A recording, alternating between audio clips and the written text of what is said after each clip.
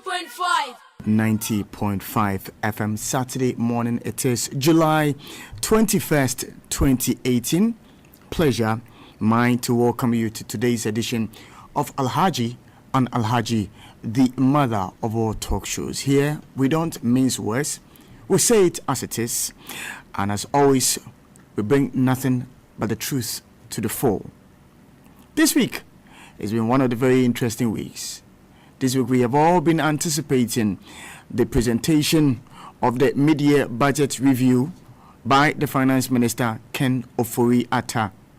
Prior to that, there had been hints and speculations about the increment in VAT from 17.5 to 21.5%. This generated a lot of heat in the media, not only in the media, but also on social media, with even our market women discussing and interrogating the implications of an increment in VAT from 17.5 to 21.5.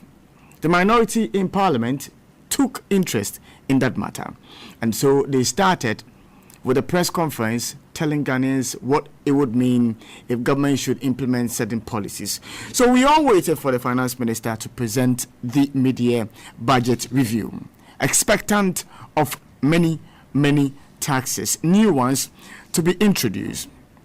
The Finance Minister went on the floor of Parliament only to indicate that the government had, converted certain components of VAT into flat rate. And so that has set the tone for many issues to be discussed as to how that affects you and I in our daily business activities. The new taxes that have been introduced, all of these, how do they affect you as an individual?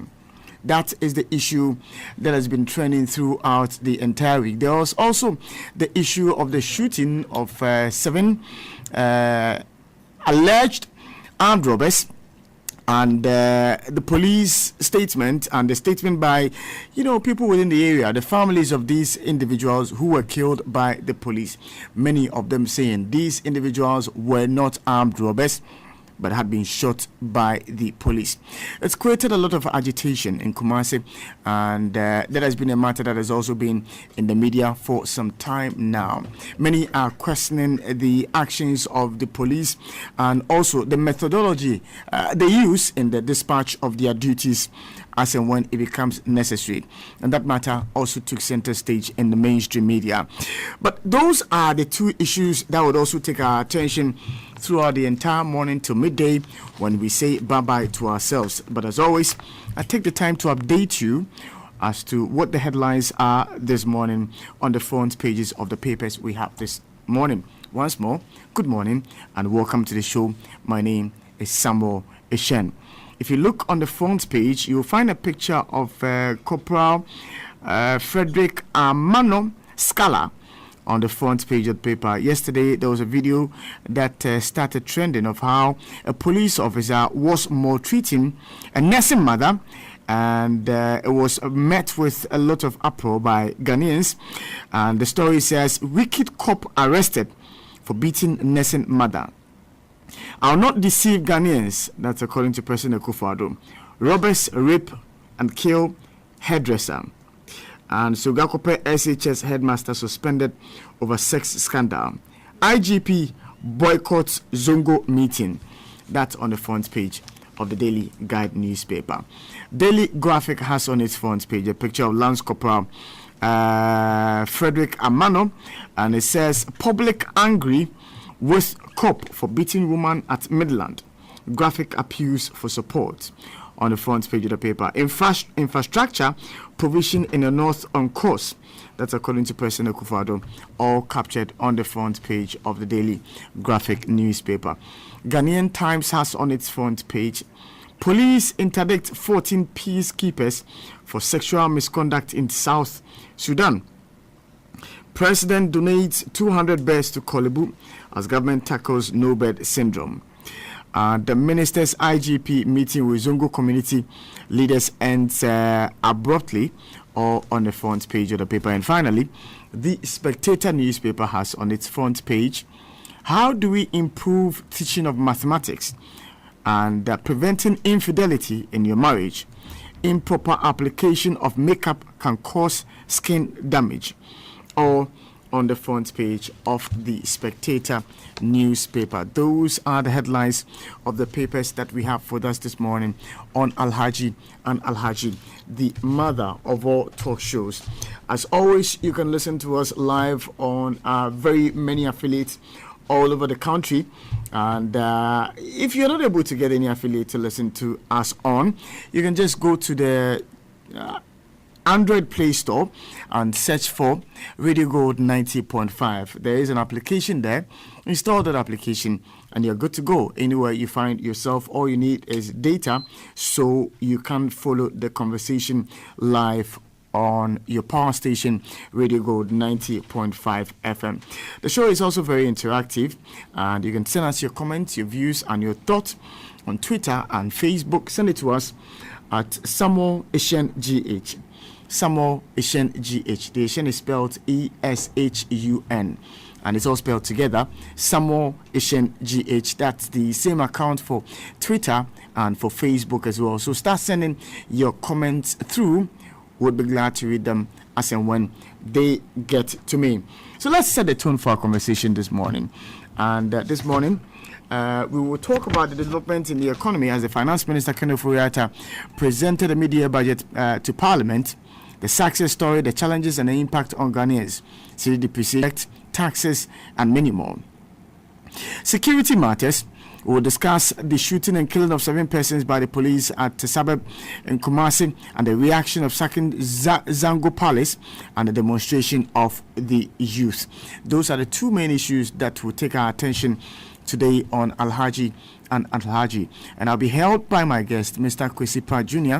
He's the managing editor of the Insight newspaper, Ambassador Sampiale, former Ghana's High Commissioner to India, Dr. Deodat Adenuchi, as a financial analyst, and Comrade Murtala Ibrahim Mohammed would join me as well. He's a former Deputy Minister for Trade and Industry to discuss these two issues. Once more, thank you and welcome to Alhaji and Alhaji, the mother of all talk shows. I will set a tone with Dr. Deodat Adenuchi for his views on our first issue, the media budget presentation by the Finance Minister, the success story, the challenges, and the impact on Ghanaians. Good morning, sir. Good morning, and good morning to our discerning listeners. I listened to budget presented by our Honorable Minister of Finance, Ken, on Thursday with mixed feelings. Mixed feelings because he painted the picture that looks very, very, very progressive, look very inclusive, look very encouraging. But the reality on the ground, the empiricals are quite different if you interrogate this issue as far as the ordinary Ghanaian is concerned. In the first place, we are talking about some reserves as far as our trade, international trade is concerned. He's talking about growth, GDP growth rate, according to him, the highest over the past 10 or so years, 8 years. In fact, the whole thing was more or less a comparison between the tenure of Nana-Addo versus that of Mahama, and he wants us to know that there are a lot of gains that Ghana has made when it comes to inflation, when it comes to exchange rate depreciation, and all the macroeconomic indicators. But then, like I alluded to, the macroeconomic gains that he is trying to portray that we have made so far is far from the micro, and I want to quickly make some additions. The first thing is that when we talk of inflation, comparing the inflation rate today with that of 2016 is not the best, because 2016 was an election year. And we all know that during election years, inflation, there's pressure, even out of expectation, price expectation, adverse price expectation from the public is also an integral part of shooting prices upwards. Even people who normally have attitude towards savings, that is also adverse during those periods. People out of some panic or maybe out of adverse expectation, people react in some ways by rushing to the banks, going to take their deposits, thinking that it at all can happen, wait and see attitude. These things reflect in prices, not only as far as domestic, but also in terms of the way the cedi perform against the dollar. So that comparison between this period and that of 2016 is not the best. I have also observed that he made some observations that are not factually true.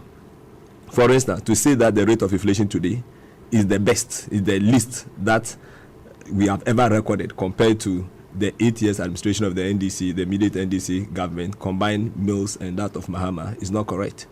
Because if you recall, during Mills' time, when our late vice president was the governor of Bank of Ghana, they recorded consistent low inflation to the extent that the then opposition was accusing government that do Ghanaians eat inflation, and that was very consistent for about 3 years. Inflation saw a low rate. Most of them were even in single digits. So this is not the first time that we are actually recording apparent reduced inflation. But then I still want to put a caveat here. Normally, this is what happens. If you are thinking about macroeconomic indicators, you shouldn't look at these things in isolation. You have to look at vis-a-vis your major trade partners or the global indicators. What is the global trend? I'm saying this because interest rate differential. You know, you were saying that interest rates are low and things like that, but it's not reflected. If you go to the commercials, if you go to the bank, if you go to the financial institutions, interest rates are still very high. Yet, the prime rate has been reducing. Why? Because there are so many factors that play a role. The macroeconomic uncertainty and risk factors also play a role. People's perception about the economy and the overall performance of the economy, all these things are taken into account in fixing the commercial rate of the interest rate. And for the prime rate, it's just the base. But the guys will have to cap that up with all these other ingredients in order for them to stay afloat. They have seen the world banks are collapsing, so they have to be very cautious as far as some of these things are concerned. So if they are not certain, if there is no high certainty within the macroeconomy in terms of confidence within the economy, the banks will not be in a haste to reduce their rates immediately. That's one thing.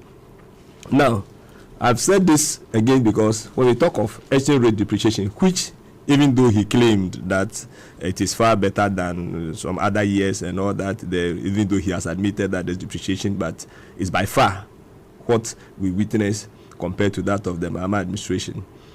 I'm saying these things because at this very moment, this is not an election year. By the time we get to the election years, I don't know what to happen. And let's bear also in mind that government expenditure component is important for long-run growth, which he has not spent time to actually interrogate. He gave us gross indicators, but the details are far from being appreciated. For instance, government capital expenditure, government debts when it comes to NHIS, when it comes to GET Fund, when it comes to some of its statutory requirements, have not been fulfilled. In fact, if we were to account for all these things, there's indicator that he gave us as far as the fiscal balance being improved compared to the previous administration. I'm sure by the time we would have compared, if all these payments were made or were to take into account, to discount that gap, we would have realized that, no, these figures are far from over. So this type of window dressing presentation, we need to be very careful. So as somebody who is quite, I may say fair in my assessment, I would say that yes, we have come some way, but we have more challenges ahead of us than what was presented, and those things were not provided. For instance, growth, we talk of economic growth, is not enough. How inclusive is the growth? How has the growth actually benefited all of us? If the growth is better than a few 5% of the Ghanaian population, and the 95% are still wallowing in where they are, and there is a general growth, I mean, you don't think about sustainable development, because it's only when there is inclusivity, and this will reflect even in the recurrent or social vices and all those things. In fact, it will be very clear in many of these things which will affect all of us as far as our growth is concerned. So, GDP itself, as he has presented, if I want to look at the factors that he has provided as far as the indicators are concerned, as it is, I will say, okay, fine, on the surface it looks good. It means that there is some prospects, but then those prospects are only for growth. When it thinks about economic development or socio-economic development indicators, I think it's far from being clear from this budget. Thank you very much, Doc, for your submission this morning. That brings us to 30 minutes after 9, still here with us on your power station, Radio Gold 90.5 FM. Let me quickly read a statement that is coming from the Ministry of Information about our second topic, which has to do with the happenings in Kumasi, the Asawasi youth, and the reaction to the killing of these 7 individuals, allegedly armed robbers. And the statement was issued on July 21st, 2018. And the statement says, in response to an armed robbery attack in Mansung Kwanta in the Ashanti region, in which 2 policemen were shot, police operations resulted in the shooting and death of 7 young men from Asawasi at Mansung Kwanta. This has subsequently led to acts of violence by some youth of Asawasi Zongo. Government expresses its condolences to the bereaved families of the 7 young men and 2 policemen.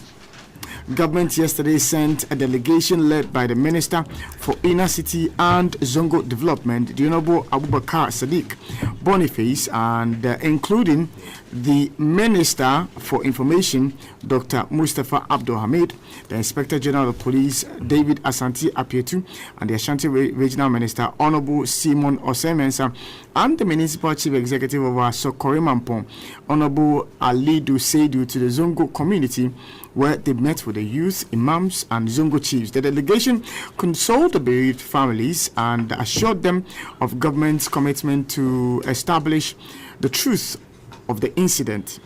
Since the police and the families of the 7 young men have different versions of the occurrence, government has decided to set up an independent committee to investigate the matter. Once again, government calls on members of the Zongo community to exercise restraint while the matter is being investigated. And that's signed by Perry Kobla Oku Jato, Deputy Minister for Information. And let me also just put across this very important announcement as well before I come to my next guest for his views on the budget presentation by the finance minister just yesterday, and that has to do with the information from the family of the late former Vice President, His Excellency Kwesi Queen Emisa Arthur, and it has to do with his burial and arrangements so far. Burial and funeral arrangements of the former Vice President, His Excellency Kwesi Queen Emisa Arthur. The Anona Ebusia of Mori and Cape Coast, mother, wife, siblings, and children of His Excellency Kwesi Bekwin Emisata wish to announce the burial and final funeral rites as follows. Thursday, 26th July 2018. A burial service will be held in the auditorium of the Accra International Conference Center from 9 a.m. to 12 noon. Additional seating will be available at the forecourt of the State House, and the service will be streamed live as well. The mortal remains of the former Vice President will be driven through some many principal streets of Accra after the burial service. Interment will follow at the military cemetery at Bema Camp. Final funeral rites and reception will be at the forecourt of the State House at 2 p.m. All are cordially invited, and is signed by Jabez Emisa Arthur, and he speaks for the family.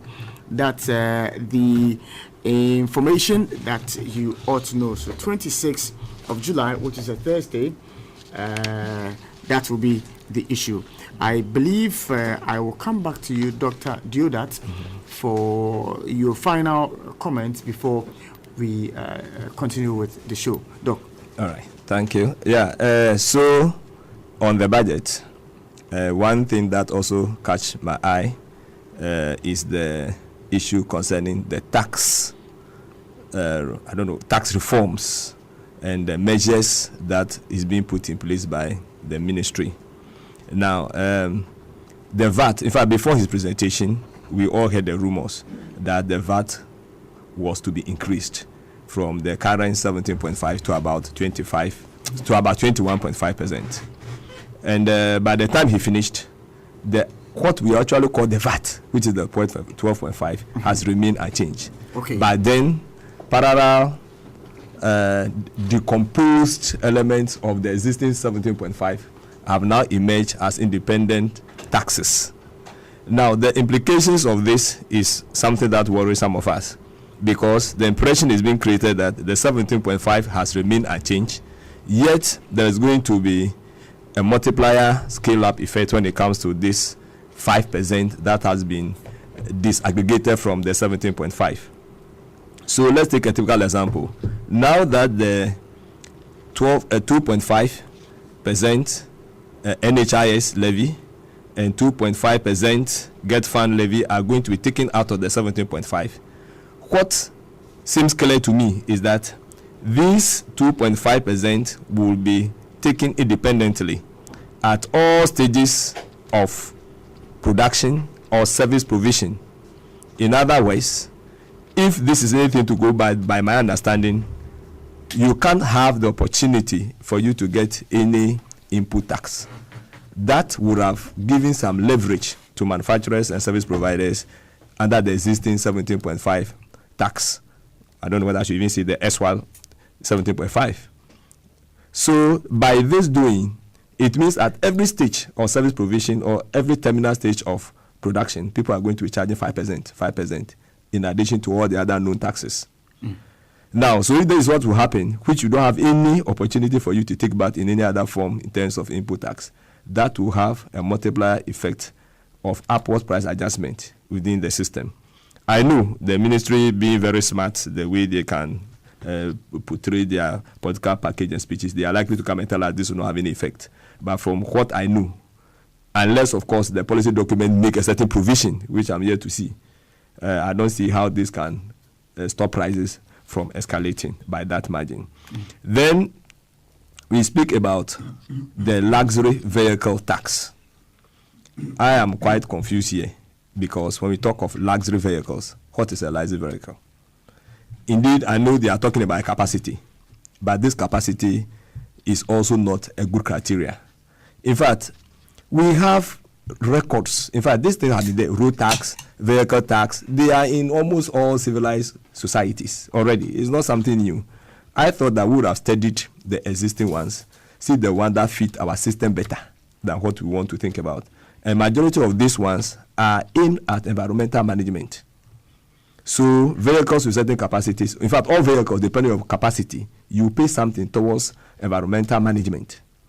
But for we to be categorizing vehicles as merely luxury according to the cost of acquisition based on this capacity, of course, because the capacity that we're talking about 3.0 will go alongside the cost, because it's the 4x4 vehicles, the V8 and things like that will normally fall within this vehicle, this category. But I have a problem because, one, like I said before, persons with disability who are from some average homes, they can acquire certain vehicles for their, how do we call it, for their peculiar condition. And the cost of that vehicle could be high. The capacity could equally be high. In this case, what do? There are people who are living in communities that the roads are gullies. Gullies. In fact, it's not more trouble. You can't use saloon cars there. The only way they can access their community is for them to use maybe this type of robust vehicles. Otherwise, you can't be there. And typically, the NGOs that are supporting government, because government has failed in its mandate as far as inclusive development is concerned, they go to the remote, hard-to-reach communities to ensure that they go there to do advocacy, they go there to support government implementation of projects. If these NGOs, by virtue of what they are doing, the charitable, they need this vehicle in order to reach those hard-to-reach communities that the state institution duty bearers are not willing to go, why do we have to subject all these things to the same issue of them using a luxury vehicle? So I think that, well, vehicle tax may be a good idea, but to categorize that as luxury, that may not be the best. We should rather think about probably how we can think about the consumption as far as so that to cut across, so everybody will pay something small, rather than the fixed amount of 1,000 to 2,000 that people will be paying, which means from year to year, these things are likely to be changing. And that alone will bring about poor planning as far as Africans are concerned, because it can be reviewed any time, upwards or downwards. But if everybody were to be paying something small as a contribution because you own a vehicle, I think that that could be something that can help us to mobilize our revenue. Then the income, the 10,000 income bound that are added to the tax regime. I think that this 10,000 that we're talking about has become an average income. I'm saying so because if you look at the cost of living, if you want to ask people how much they pay for rent, fuel, electricity, even though we are told that electricity bills have come down. In fact, our normal expenditure at home, 10,000, does not make you a wealthy person in this country, as far as I know. Therefore, I am thinking that 10,000 threshold is too low. If they still want to tax that, then they should be thinking about 20,000 or something more. In other words, we need a national consensus through a dialogue for us to establish where should be the threshold for us to think that somebody is worthy. But for now, that 10,000, as far as I'm concerned, is more money. If you give me 10,000, in fact, even 20,000, I can't even save out of it. And I'm not a rich person. So I think that we have to look at this very well so that we can think about proper way of sustainable revenue mobilization in all spheres of this economy. Thank you very much, Dr. Deodat, for your submission. I'll come straight to you, comrade, for your views on the budget as presented by the Finance Minister. Good morning. Good morning, and good morning to your cherished listeners. I think that my brother has spoken extensively on the financial aspects of it, and that is the expertise. I want to talk about the social economic impact the budget has on the people of this country, and also, if you like, the governance to which the people of this country are not just interested in the presentation of a mid-year budget or a mid-year budget review for the 2018, but as to whether there has been some positive impact so far on them. I agree entirely with my brother when he stated that the minister was not just being half truthful. In my estimation, he was absolutely untruthful on many of the issues he raised. The understanding that I had, and per the legal requirements for which reason the minister was in Parliament, was to tell us the budget that he presented for the 2017-2018 fiscal year, the budget he presented to the people of this country in Parliament, which was subsequently approved, how they are faring. How have they been able to implement the budget, considering the fact that we are half of the year? My understanding is that that is what the minister was expected to do in Parliament. The minister was also expected to tell us some of the things, unforeseen things which were not captured in the 2018 budget, which government thinks that they ought to seek approval for Parliament once again, and for from the people of this country, to see how they can add those things to the budget that they presented, which perhaps did not foresee those new development. And that is the purpose for which you have mid-year budget that are presented to Parliament. So what one would expect, or what we were expecting, was to hear things about 2018 budget as the minister presented. Unfortunately, and sadly, the minister was talking about 2012 budget. He was talking about NDC's performance in 2013, NDC's performance in 2014, 15, 16. Unfortunately, when he was talking about this government, in many of the issues, he failed to talk about 2018. Instead, he talked about what they did in 2017. When he talked about domestic debt, compilation, he talked about 2012, 13, 14, 15, and compared that with 2017. And in fact, in 2017, he didn't even compare that up to December 2017. When he spoke about external debt as is being, accumulated, he fell short to talk about 2018, and that for me was extremely intriguing. So clearly, this was not what the people of this country expected, but it is understandable. I have always said that it is always, a deadly risk having this Buza Dankwa element leading this nation. And they have demonstrated that time and again that they always assumed that Ghanaians are a bunch of idiots, and therefore any time at all they are in government, they treat us like idiots. What they have failed to realize is that Ghanaians are not a bunch of idiots. We are very intelligent people, and we read between lines. And that is why sometimes when they come with such wobbling communication strategy, you ask yourself whether they think that at the time they were thinking Ghanaians were just sleeping. What I would tell the president and his bunch of 110 needless appointees, because some of them, the ministries, I wonder what they are actually doing, is that before they think, we, the people of this country, have thought. And they should never underestimate our ability to ask genuine and legitimate questions about their actions. And you see, the rhetoric and the falsehood that was peddled by the Minister of Finance in Parliament, for me, is the clearest demonstration. I mean, and I say this with emphasis, is the clearest demonstration of a collapsed administration. Because the minister could have still told us the truth, and Ghanaians would be in a position to make their own analysis. You remember, Sean, before the budget was presented, you had Gabi Ochirdaku, who tweeted, one of the most, if not the most powerful person in the MPP administration today, who happened not to be holding any political position, but he calls the shot. He tweeted, and I want your listeners to listen very carefully. He tweeted and suggested the possibility of upward adjustment in VAT. And I remember last week, Saturday, I was here with Senior Comrade Kwesi Pratt. And Senior Comrade Kwesi Pratt and myself have indicated that, look, Senior Comrade said that they may not even increase any VAT. And I said I was looking at two possibilities. Either they would increase or not increase, or they will reduce it, or they will increase other taxes.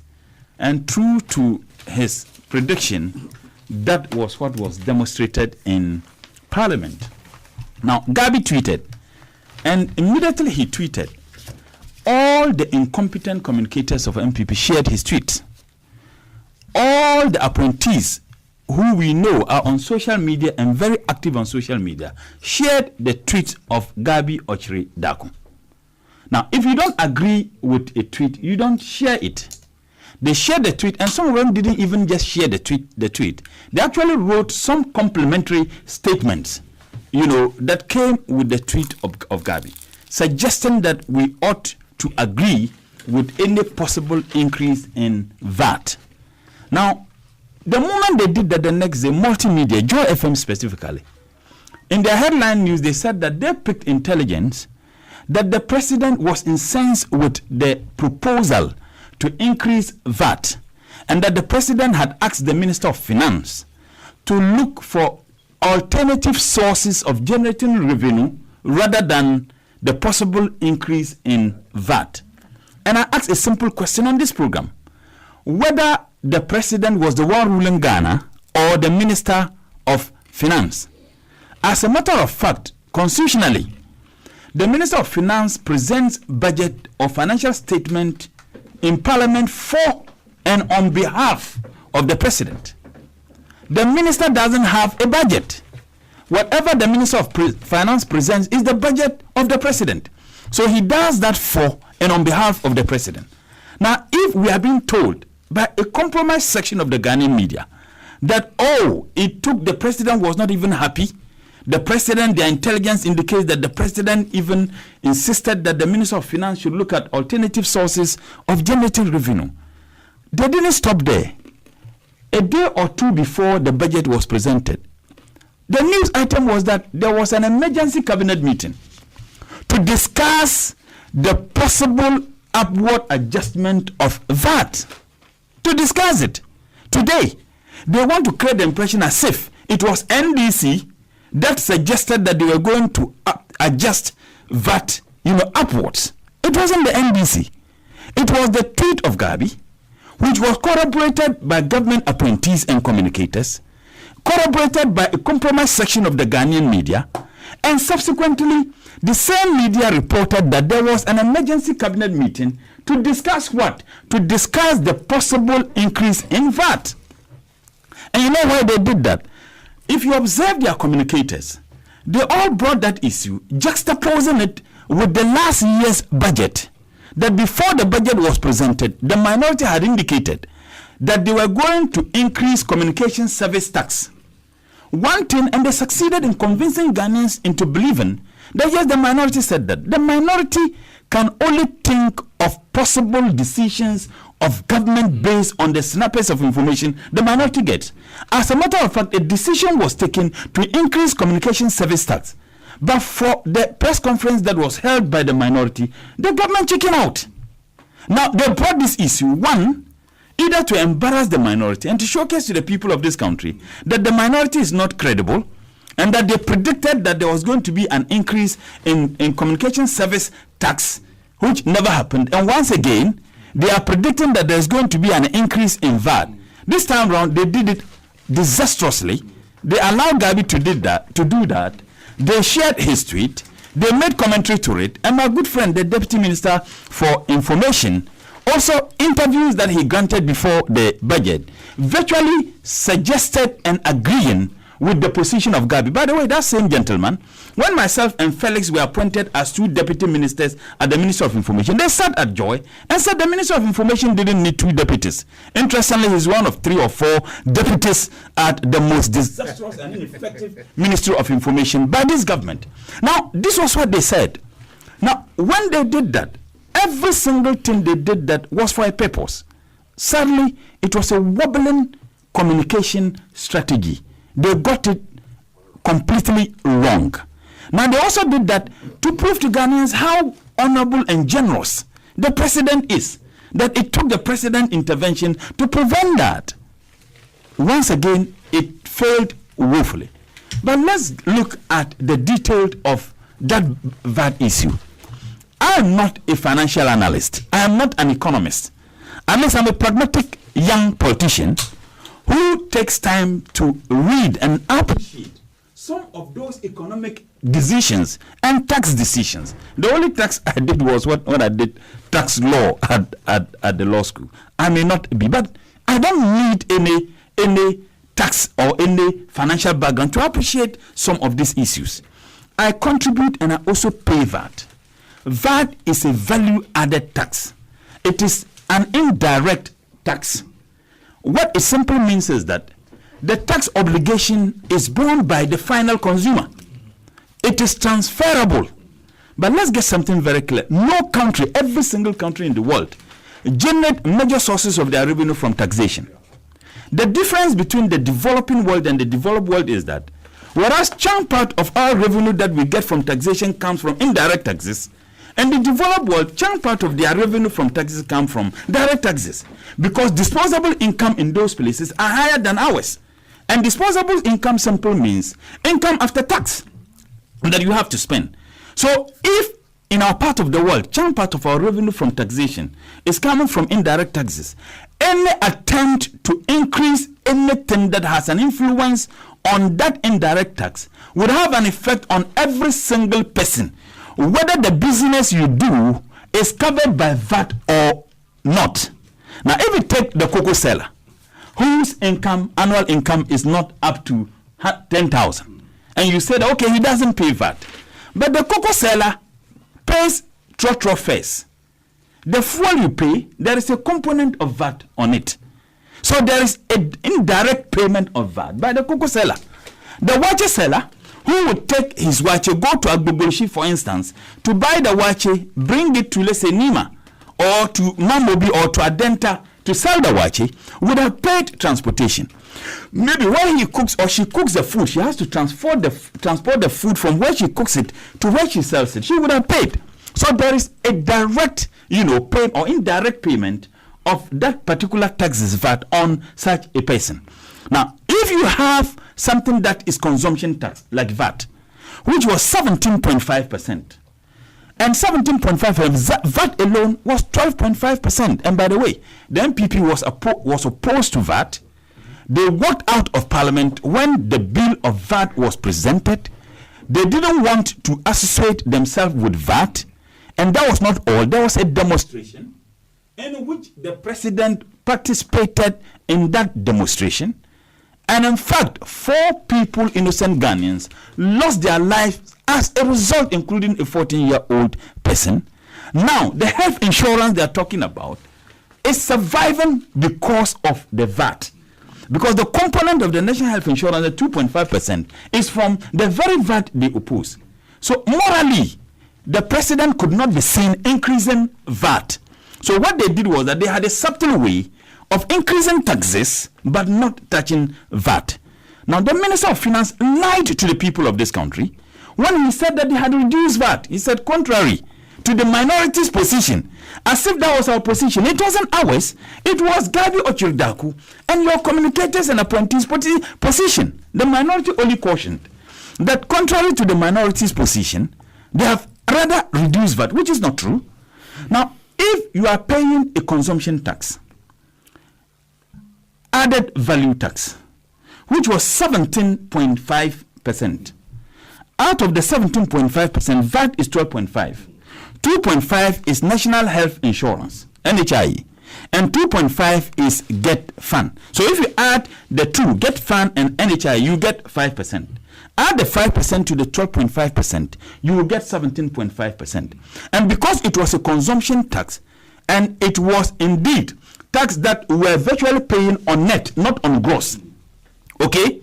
Now, they have decoupled Get Fund, decoupled health insurance from it to allow them to be straight tax. So it means that Get Fund 2.5%, health insurance 2.5%, making it 5%. We are now going to be paying 5% tax, but they have decoupled that from VAT. Now, we will still be paying VAT 12.5%, but we'll be paying this straight tax. But we will be paying that tax on gross and not on net. For example, if you earn a salary of 1,000 Ghana cedis a month, and let's say that is your gross, 1,000 Ghana cedis, gross, a civil servant, 1,000 Ghana cedis a month. Now, net, let's say net is 700 Ghana cedis, and you deduct other taxes and charges from the gross to be able to get your net. So if net is 700 Ghana cedis, and gross is 1,000, and you are supposed to pay Get Fund 2.5%, health insurance 2.5%, making it 5%. You are supposed to pay the 5%, including the 12.5%, which was 17%. You were paying it on 700 Ghana cedis, that is the net, not on 1,000 Ghana cedis. Now, let's leave the 12.5% VAT and deal with the Get Fund and NHI 5%. You are paying the 5% on 700, your net, and not on the 1,000 Ghana cedis, which was your gross. What they have now done, you will now be paying this 10% on your gross. So 5% on 700 Ghana cedis and 5% on 1,000 Ghana cedis are not the same. If you are calculating 5% on 1,000 Ghana cedis, is going to be more than calculating 5% on 700 Ghana cedis. So what they have done is that they are now charging us more on our gross, and Ghanaians are now paying more tax. The tax burden will be higher on Ghanaians now with what they have done than we were doing under having 17.5% what's the name, VAT we're paying. That is what they have done. So subtly they have increased taxes, and as if that was enough, they went ahead to increase taxes on income. In a country that already disposable income is nothing to write home about. And that is why I made the comparison of revenues, taxes that are charged, or revenue that is generated on taxes, whereas in the developed world, huge come from direct taxes because they have huge disposable incomes. Ours, at the end of the day, by the time you take home your salary, the net, everything is finished. Now they are charging about 35% on it again. I mean, this is callous. As if that was enough. I can't imagine why anybody would tell me a vehicle with the engine capacity of 3.0 is a luxury vehicle. As a matter of fact, there are Toyota Camaros that people use, civil servants, that are within that range of 3.0%. Now, government alone, and Professor Dr. Nino Thompson wrote an excellent piece. Government is the largest owner of luxury vehicles. The largest owner. Now, are they going to be paying? Absolutely no. Those using it won't be paying. Now, if you have someone who manages to have a bigger family vehicle, a lot of these family vehicles that may not be V8 are about 3.5, some 3.0. You have a larger family, you need a family car. And some of these family cars are having engine capacity more than that. You have that car because you want to be able to take care of your family when you travel and engage in your activities. Now, this government assumes that you should be a rich person, and therefore you pay high taxes on that family vehicle. Now, as if that is enough, every year you'll be paying it. This is double taxation, which is illegal even under any tax regime. You can't double tax people. And that is precisely what this government is doing. The Minister of Finance, I couldn't believe he peddled that falsehood that they have fulfilled one district, one factory. When I heard it, I wanted to fly. I couldn't believe my ears. But if he said, we are fulfilling. One village, one dam, we are fulfilling. One constituency, $1 million, we are fulfilling. I mean, even if he said they were fulfilling one village, one dam, one could even give him the benefit of the doubt. Because you could say that you are doing it somewhere, which we cannot even cite. But to say that you are fulfilling one constituency, $1 million was the shocker of all the presentation the minister had in Parliament. As if taking $1 million from government's pocket or kitty to any constituency is just like taking money and giving to your child to go and buy kulkuli. No, honestly, $1 million to take it and give to a constituency that nobody in this country knows, that you have started fulfilling that and nobody knows, and this minister could look straight into the faces, the already miserable faces of the 30 million Ghanaians, and spew out that falsehood without any shame. And people were clapping. People were happy. Tell me one single one village, one dam that you have been able to execute. Now they are telling us that they are going to engage in dugouts. Check their manifesto. Check the 2017 financial statement and tell me whether they were going to do dugouts. You have a president himself who announced and promised the people of this country by December 2017 he would have commissioned 51 of the so-called one district, one factory. 51. Not even one. I was on a program that day with my good friend John Kuma. And he said, oh, they have done 19. Yesterday, or on Thursday, the minister said that they would commence work on 15. John Kuma said they had done 19. The minister said they are commencing work on 15.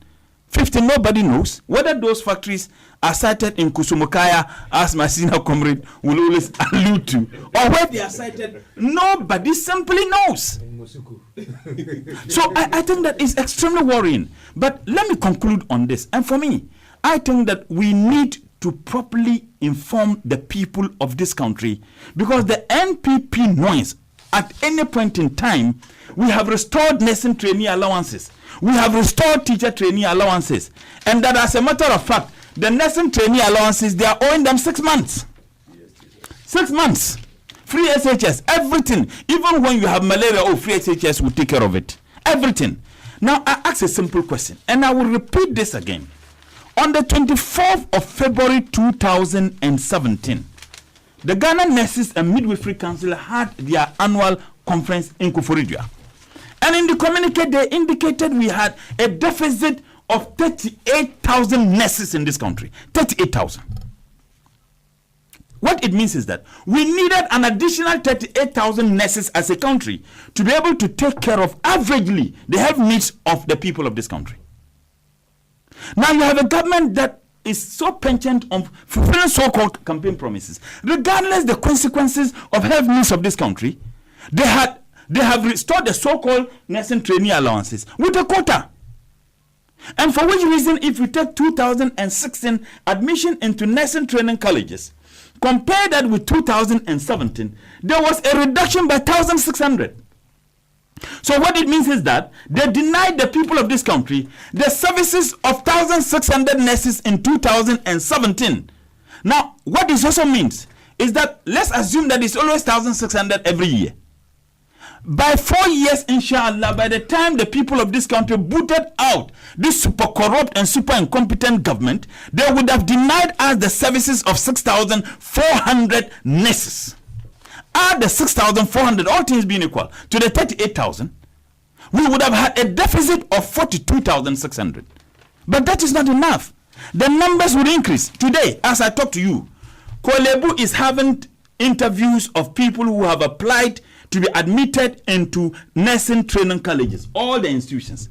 Do you know the number Kolebu is going to take? The reliable information I have is that they are going to take 190. But they have sold over 12,000 forms, 100 Ghana cedis each. And the Ministry of Health told Kolebu and the other health institutions that interview all those who applied when they know too well not all of them will gain admission. That is thievery. That is thievery. They have asked all the nursing training colleges, all those who have upsold the forms. So every single student in an economic quagmire, in the disaster and mess that is created by the outright robbery and incompetence and corruption of this government, they have asked them, the Minister of Health had asked them, interview all those who applied. So the young vulnerable student who applied to be admitted into the nursing training college, they have asked Kolebu, asked the other institution, admit only 190. The 190 is below capacity of Kolebu to admit. If you admit more than 190, we can't pay the nursing training allowances. So admit 190. Meanwhile, we are not giving you money. Generate money internally to run your affairs as an institution. So what we want you to do is that interview all those who have applied. And what they are doing is what I describe as cartoon scenario reality. Create the impression as if once you go through the interview, you go home and be hoping. At the end of the day, when you are not called, you say, oh, he didn't pass the interview. It's a charade of an interview. It's deliberately done not to admit people, to admit only 190, but sold thousands of forms. Multiply 100 Ghana cedis by even 5,000. So when you get the money, use it to run the institution for the year. How more callous can this government be? If anybody thinks we're lying, they should tell us how many people bought forms and applied. Let's even limit it to Kolebu. How many? How are they all being interviewed or not? How many are you taking? If you know that you can't take that number, don't sell that forms to them at that cost of 100 Ghana cedis. Imagine Kolebu alone, when you have thousands, if at all, there are more than 5,000 who have bought the forms. Tamale Nursing Training College, whole nursing training, mention them all, the nursing training college, public government, public nursing training colleges. They have all sold the forms to these already challenged family kids, parents who have struggled at the cost of 100 Ghana cedis. And they said, interviewed all of them. They are not having a cut-off point to interview all of them so that we are all invited for interview. When you go through, you go home and be hoping. Meanwhile, deliberately they knew they won't. Usually what they do is that they have a cut-off point. And the cut-off point, if you don't meet this cut-off point, don't even apply. Because they want to fulfill a so-called campaign promise at the expense of health delivery in this country, denying this country the services of trainee nurses. Now, the same thing to teacher training colleges. The other day, someone said, I went through the teacher training college and I benefited from the allowances. Why is it that I don't want others to benefit? As a matter of fact, I won't want to benefit allowance at the expense of my two siblings who will be denied the opportunity to be admitted and get trained also as teachers or nurses because I want to benefit. Money that seldom comes. Monies that are in arrears for 6 months. And not all of us are even benefiting. Do you know what it will happen to quality education in this country? The numbers that were admitted into teacher training colleges in 2016 compared with 2017 is nerve-wracking. There was a tremendous reduction. What it means is that several young people were denied the opportunity to be admitted into teacher training colleges because of government policy of wanting to restore teacher training allowances. I mean, God save this country. Now, when you talk, we've restored teacher training allowances, we've restored nursing training allowances, the consequences of it, the consequences of that policy decision by this government, of desperately wanting to fulfill a campaign promise because their eye in 2020 is more disastrous to this country. And for me, that is why, as a young person, my heart bleeds for Mother Ghana. And that is why people must understand that it's a moral duty and a responsibility to get these people out of government. There is nothing that they have achieved. And in fact, what they have suggested they have achieved is even wobbling. When you say this, oh, the NDC didn't even have any social intervention programs, when they knew that the NDC implemented free school uniforms, which they mocked. The NDC implemented free school shoes, which they mocked, to the extent that there was personal sacrifices, where all of us appointees were made to deduct 10% by force of our salaries to provide cheap compounds for people in this country. Now they have suddenly forgotten that. The health insurance with the NDC started in 1995 under former President Rawlings, which was piloted in Damangu, and for which reason we inherited what number of Ghanaians were engaged in the health insurance. What is the number now? Do you know when your health insurance card expires, you can't renew? I mean, this is no longer a joke. We are in a disaster. And that is why this government is no longer focused on delivering because they have failed, they can't deliver. The focus now is how do we rig the elections? And I will conclude by quoting once again the quotation in the Quran that wayam kuruna wayam kurula wallahu khair makirin. That man plan and Allah plans, but Allah is the master of all plans. They can do everything they want to do. Inshallah, they will leave office in 2020. They can't take the people of this country for granted. But let no one attempt to steal the mandate and the democratic right of the people of this country to determine who governs them at any point in time. When we get to elections, then the people of this country think that they must renew the mandate of the MPP, so be it. But you can't arm twist people for that mandate to be given to you. It won't happen today, it won't happen tomorrow. Thank you very much, Comrade, for your submission. That brings us to 12 minutes after 10 here, still with us on your power station, Radio Gold 90.5. Welcome if you just joined us this morning. We've only done an hour and some 13 minutes here on the show. Ambassador Sampiale is next. Good morning, sir. Well, Station, as we continue to mourn the death of Bakpesi Misata,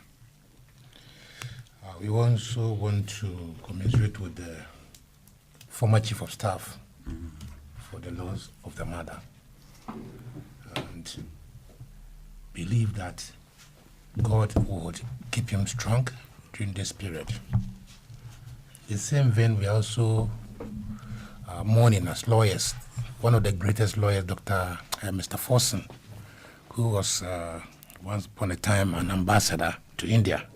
Mr. Forson will be buried in Takoradi today. And it is all no bad news.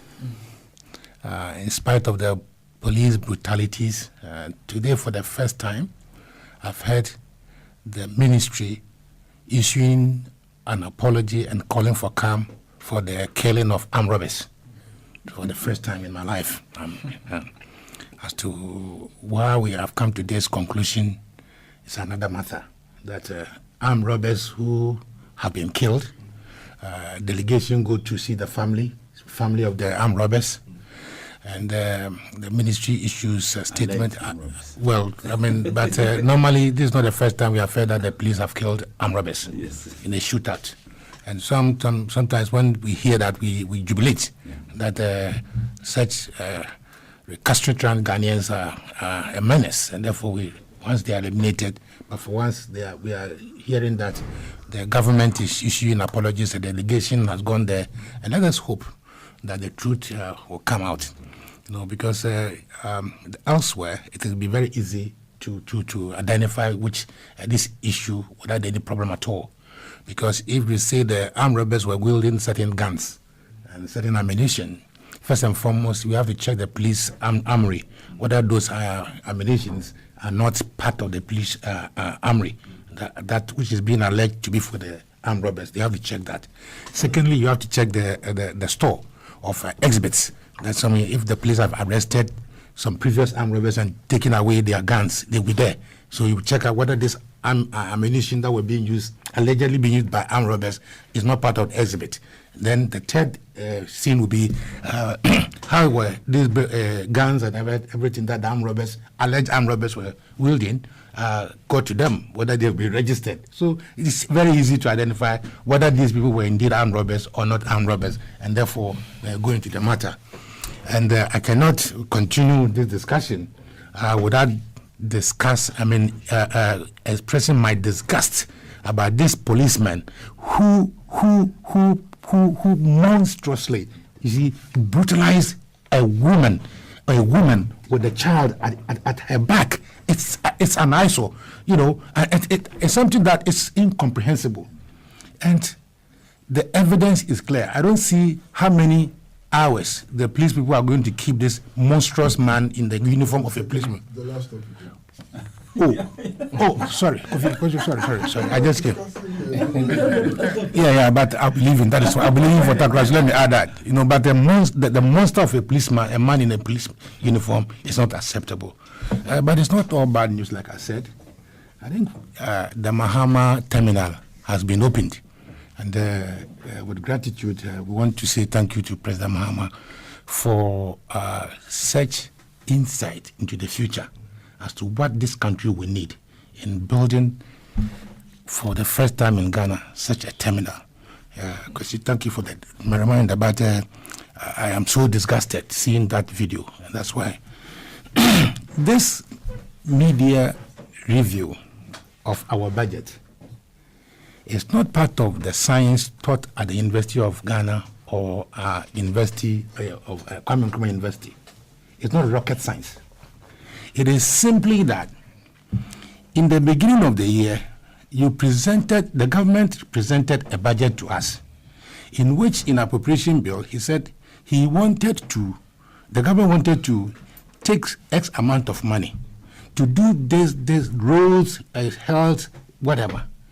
But to be able not to be straying, it is required that in the media, you come out and tell us, we ask that you give us 6 billion cedis, and that the 6 billion cedis will be spent on health, education, so and so.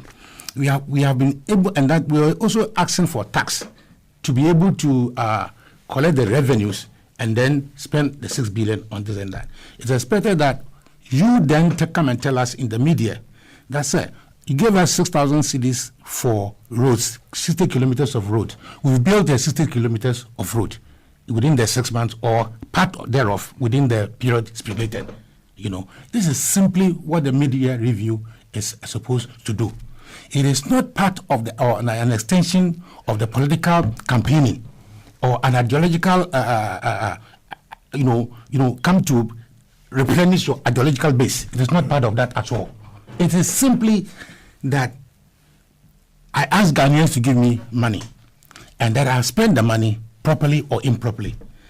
The Ghanaians gave me the mandate to also go and look for loans, and that the loans are collected with so much, and I've used the loans in this way. You understand? We gave the presidency an amount of about so much money to be spent on its affairs. The president travels so much, the presidential staffers are so much, their salaries are so that we will be able to pay. The contractors were all so much. We asked for money to pay the contractors, and therefore we have been able to pay so much, leaving so much. This is, in essence, simply the media review. It is not about the NDC or NPP, NDC saying that the VAT will be increased or the VAT will not be increased. That's not about it. In any case, who told the finance minister that the budget belonged to the NPP? And therefore, measuring performance is not based on period and figures, but based on names of presidents. Who told the finance minister that? He's a very learned person. He must be a member of many associations, isn't it, in financial institutions. And then, as a professional, I expect that mentioning the name of the former president was not part of his duty as a finance minister presenting a media budget. Are you following what I'm saying? Now, let us come to the the highlights of the media review. The best highlight to them is that there's no increase in VAT tax. Of course, there couldn't have been an increase in VAT because that's the highest threshold of any VAT in the world. From 17.5%, where are you going? Where are you going? 21% or what? And our VAT threshold would have been the highest in the whole world. From 17.5%, there was no way they could go. And again, I am expecting that the finance minister would take his time to study the philosophy, the letter and the word behind the tax and the VAT law, so that we will stop ourselves from all these unnecessary antics. Only for my thumb. All that they are doing is for my thumb. VAT was carefully thought through so that we could meet some of our statutory obligations of the social interventions that would cushion us as a developing country, so that if I go to hospital with the national health insurance, I can be treated on certain ailments. Get fund will also be financed, and many statutory payments are also dependent on the VAT. Now, if you come out with a program that is not thought through, like the senior high school, because if you are coming out with a program that of a senior high school that is free, it means that you are subsidizing education. You understand? You are subsidizing education, taking the burden of education from parents. Which parent will not like? Every parent will like that he doesn't pay anything. He can't, even electricity should be free. But any subsidy that has no limit and that is so free in general is fraudulent in the sense that it is then to the advantage of the rich against the poor. Are you following what I'm saying? Mm-hmm. If there's a subsidy should be targeted towards a certain class of the society due to their vulnerability. So if a man, Sampi Yale, can send his son to St. Benedict Nursery, St. Benedict Primary, and be able to pay. Yeah. Some are even paying dollars. Yeah. Huge amount of money. They are staying in wherever. They can pay their children's school fees. Now you say no. The state, all of us should contribute to pay for everybody. This policy is not sustainable. This policy is not equitable. This policy is not sustainable and equitable. And for once, I've heard the so-called professors and lecturers, the economists, starting to talk against this policy of free senior high school. It's a good thing, but every free thing is paid for. Like Dr. Mensa Otabil said, anything free is not free. Anything free must be paid for. It's the state, our taxes that are paying for the senior high school. And if our taxes are paying for senior high school, why should a person selling kuli or whatever he calls it pay the AMA rate to be gathered? Why should somebody pay his rent, tax and everything for them to sponsor the education of somebody from East Legon? I'm not saying that everybody in East Legon is rich, but a program that depends on state resources like the senior high school must be reviewed, because I am understanding that it is the biggest source of expenditure of the government, so it must be reviewed. Every one of us loves senior high school free, but I've paid my children's school fees through to senior high school from kindergarten. I've paid St. Benedict. I've paid all through. Then when he's going to secondary school, he said free. All right. My child that went to senior school at St. Benedict, and the little girl or little boy from Ampenyi or Manfukuma village, who didn't have the same facilities as me and my children, I see, Doctor, are you following me? Yes. Are going to compete for places in infant scheme. Achimota. And if you go to take the population census of these schools, Achimota, the endowed schools, you find that the village population, those of us from the village, our population is very, very small. True. Very, very, very, very small. So all of us are paying our little taxes. For those of us from Obretre, Manfukuma, Funko, and the rest, are paying our little taxes to sponsor the education of rich people who could pay their own school fees. The politicians. Politicians.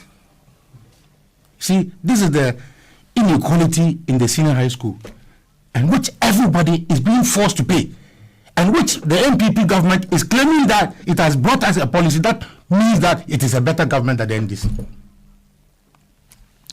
The issues of the calculation has been well done, the incidence of tax and its effect has been well done by the two previous speakers. I don't want to go through it. But there's something that has to be discussed. The use of pension funds. I am the immediate past chief executive of the National Pensions and Regulatory Authority. And I was the one, every pension operator in this country has my signature. I am the pioneer chief executive. And within the 3 years as I was the chief executive, all my assignment was to register the schemes, make sure that they are properly regulated. And during the time that we're encouraging people to establish the scheme, Senate was collecting the contributions. So what did we do? We took a decision in accordance with the law to launch the temporary fund account with the Bank of Ghana with high yielding interest. Until such a time that the schemes were registered and we make sure that the trustees were also properly in place. We didn't rush to just throw away the workers' money, because that is the only hope of some people when they are working in their working life. We got the Swiss government to come and do the stipulations as how much to go to which scheme.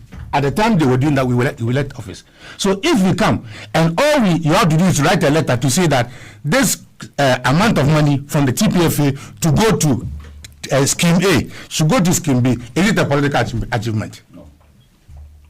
Is it a political achievement that you should mention in your budget? Basic rule. What about those of us who organized the law, organized the schemes and the trustees, issue them with a license? My name should be written in all the budgets, isn't it? Is it a political achievement? Now what you are going to do is use pension fund for funding the mortgage industry. Please be careful. Please be careful. Because if you go to East Legon and some of these settlements, you will find a lot of empty bank flats. You will find a lot of these empty flats because they have added so much cost that a flat of two bedroom and hall is costing so much that many people cannot pay. No. So if we use our pension fund money to service the mortgage industry, build the houses, and the people are not able to buy, and what happens to the pensioner? What happened to the pensioner? Are you following what I'm saying? Yeah. Again, they have increased the pension rate.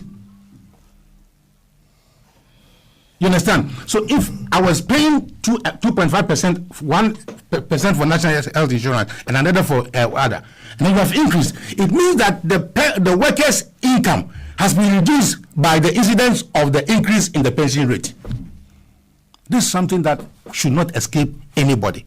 So if I'm saying that, my good brother, finance minister, the pension industry is a young one.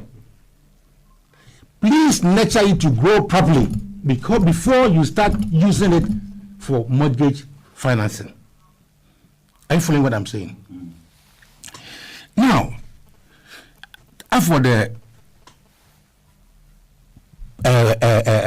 issue of income tax, the increases in the threshold or whatever it is, what I fail to hear or was not properly communicated to me is that while the government was eager, are you following me, to increase taxes, now they are going to enforce compliance, which is very good. But in enforcing compliance, taxpayers should feel free, should feel happy that, yes, I am paying tax wholeheartedly, just as I pay my tithe with joy to the church.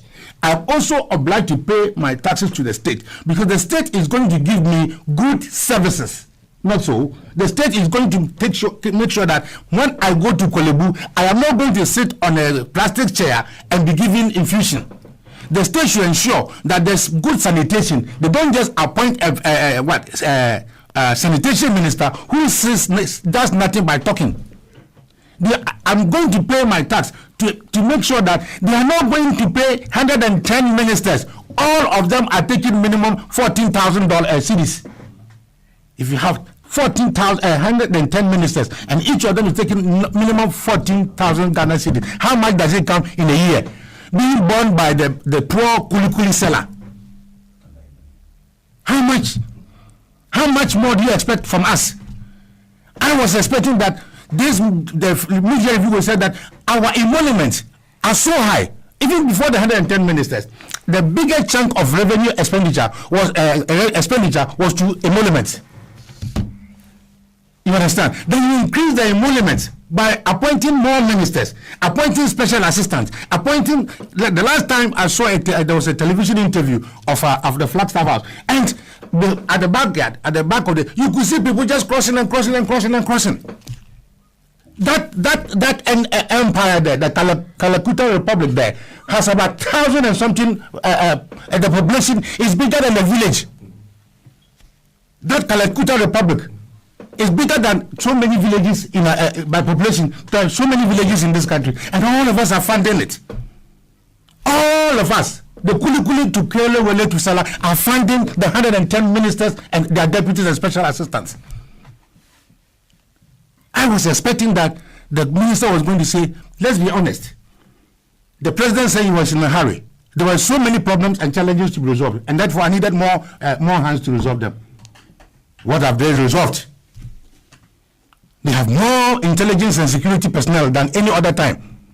Yet we have the biggest security challenges in our time. So I accept that as a citizen, I should pay my taxes. In the same way, I expect that the government also does its part. You understand? Now, to be able to rake in revenue, what you need to do are two things. Either you deepen the tax regime or widen it. But in a developing country like ours, where we don't have many people who are rich, many industries who are going to pay the corporate tax, you understand? You widen the tax net. What do you do by widening the tax net? You look at the property market, the kind of houses people are building and have. What tax rates are they paying? For example, if they will look at a place like Dansuman or Adabraka, the central Adabraka, they will classify it as a third class because of the previous classification. But if you go to Adabraka now, the category has changed. Now they are high rise. Are you still applying the same tax rent tax on them? House numbering is another factor. So if you know all the houses in an area, what do? Then you know the taxable persons in it. In Dansuman, State Housing Corporation has its own house numbers. AMA has its own house numbers. And so, if the Bawumia GPRS is going to be used to identify a taxpayer in Dansuman, how is he going to, that Bawumia GPRS, how is he going to identify? Is he using the State Housing Corporation house number or the AMA house number? Elsewhere, house numbering is not rocket science. All you do is say that Dansuman, your house number is DS, DS. You understand? So on this street, you, the landlord, your number is 1. So you do a printout, count the number of houses, and then 1, 2, 3. Give the house numbers to the house owners themselves. Then they will put the number plates on their houses. So if you go to US, people have very decorative number plates. In doing so, within 2 weeks, everybody would have a house number. Not so, and they are decorated. And those who did the number plates would also have been given employment. All the students that learned graphic arts in the secondary schools, what were we training them for? What were you changing them for? If you give this house numbering to them, within 1 month, these people will put themselves together and do the house numbering. If I cannot go to buy the big beautiful place, the young boys will come and write the house numbers on my house. Within 1 month, everybody will have a house number. And we stop giving names like Kakas. When I go to any place and they ask me what's your house number, I say that is Kakas Street. What is Kakas? Rice Street. You know, we must. It's about time we understood that governance is not about serial communication, and therefore when W tweets, everybody should sneeze. It's about time we realize that Mr. President, we have voted for you as the president of this country. Now, your existence, your salaries and everything are being paid by the taxpayer. And it's about time that people respected the taxpayer. It is about time that people respected the taxpayer by giving them tax education. Going to pay a tax is like going to the dentist to remove your teeth in Ghana. But what is it? At the end of the year, some form is there. I know the form. Even if I have it, I can print it, isn't it? I can print it. I've been given education how to administer this tax. Now there's mobile money transfer. I just send my money. Go to GRA offices and go and see the queue there and the attitude being displayed. For once, let me praise SNET. If you go to SNET head office now and you see the architecture there, you know how they have put the architecture infrastructure. You want your SNET any information, you just go and put your thumbprint there, and everything comes out. That's the kind of infrastructure we want at the GRA. Let payment of taxes be friendly. Mr. President, we understand the compromise, but the compliance, but we don't want the compliance that is sending police people to chase me as a taxpayer as if I'm a criminal. You understand? I should pay my tax with joy. I understand what I'm paying, and I understand why I should be paying it, and I know that it is going to be used for good use. But you don't come and tell me I'm going to build one district, one factory, you know, and then I vote for you. Then, like Mutala is saying, every day we don't know where the factories are, and then we are talking about it. You don't say that you are going to do free senior high school, and then I vote for you. I pay my taxes toward the senior high school, free senior high school, and all you are saying that you are not turning it to a scholarship scheme. Are you following what I'm saying? You don't give me a blueprint saying that for allowing more people, my goodness, for allowing more people to go into the senior high school, there will be the need for accommodation, isn't it? And therefore, let me improve the boarding facilities. Go to even the so-called endowed schools and go and look at their boarding facilities. And if you are a parent and you go there and you see how anguishing the senior high schools boarding facilities are, you come home and if you want to feel happy to pay more taxes. Please, let us as a country understand that elections are just once in a period. After elections, there's business of governance.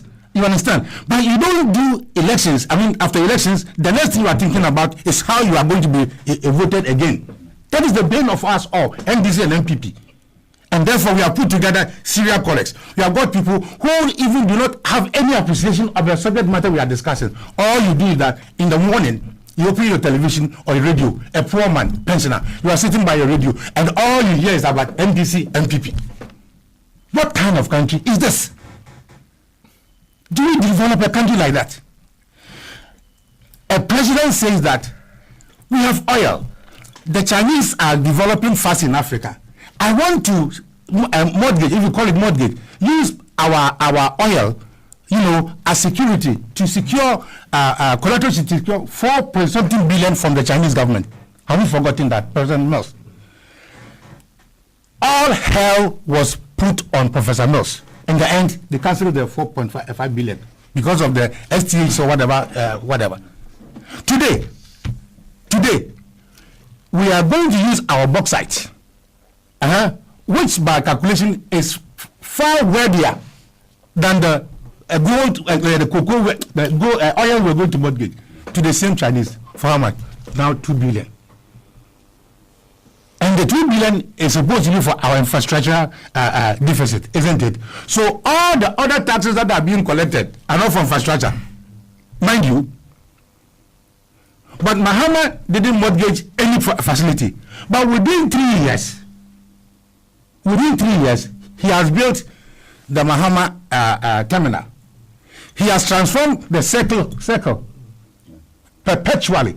He has transformed Kaswa perpetually. He has transformed the Cape Coast market perpetually. He has transformed the Kumasi Kejetia market perpetually. Tamale Airport perpetually. Hospitals. Look at Rage Hospital. Look at the University of Ghana medical facility. Look at that. Look at that. And yet, instead of the president and his appointees respecting Mahama, anytime they have the slightest opportunity, they're downgrading the man. Why? You're introducing taxes, and right from the word go, you make it an MPP and NDC matter. You expect the NDC people to go and pay your taxes. Are the taxes for the MPP? Are the MPP the only one who pay the taxes? What are we doing to this country? What are we doing to this country? Some of us at our age are still talking the way we are talking. Because, you see, sir, a country has a perpetual secession. Now we have young men and women in the secondary schools who have no hope. Our youth have no hope. If they go and train as nurses, use their parents' money to train as nurses, they have no guarantee that they can be employed. This is not a worry to us. We have a system where there are health facilities open and waiting. Meanwhile, nurses are demonstrating just because we cannot pay them. But they have not thought that when the hospitals are operating and they are given autonomy to operate, the hospital can generate enough funds for itself and even give a support to the government. They have forgotten. The youth of this country are so much in despair. And so you know why? They will train as teachers, be given some paltry allowances, and then when they finish, they cannot find teaching appointments. Now even doctors, medical doctors, are being asked to apply for postings. Before our days, before you live in Fansman, before you live in the University of Ghana, in the president time, there will be RTB school. You know RTB school, you know it? You didn't know RTB school, you don't know? No, small boy. RT Briscoe was the agent of Mercedes-Benz. And before you leave, your Mercedes-Benz is ready. As soon as you pass the university, it's ready. You never employ you. Your Benz is ready. Then the estate officer will come and pick you and go and show you your estate. If we have enjoyed, or the previous generation of Ghanaians have enjoyed this facility, what is it that we are denying the succeeding generations? Where are we burdening them with bonds that we are not going to pay, and they are going to pay in 25 years?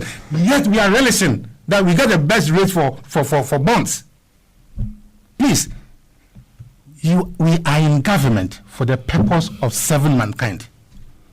Every one of us who is in this country and who have by chance a privilege of being educated, and who by chance has been made has made himself a politician, should know that being in politics is not for your V8s.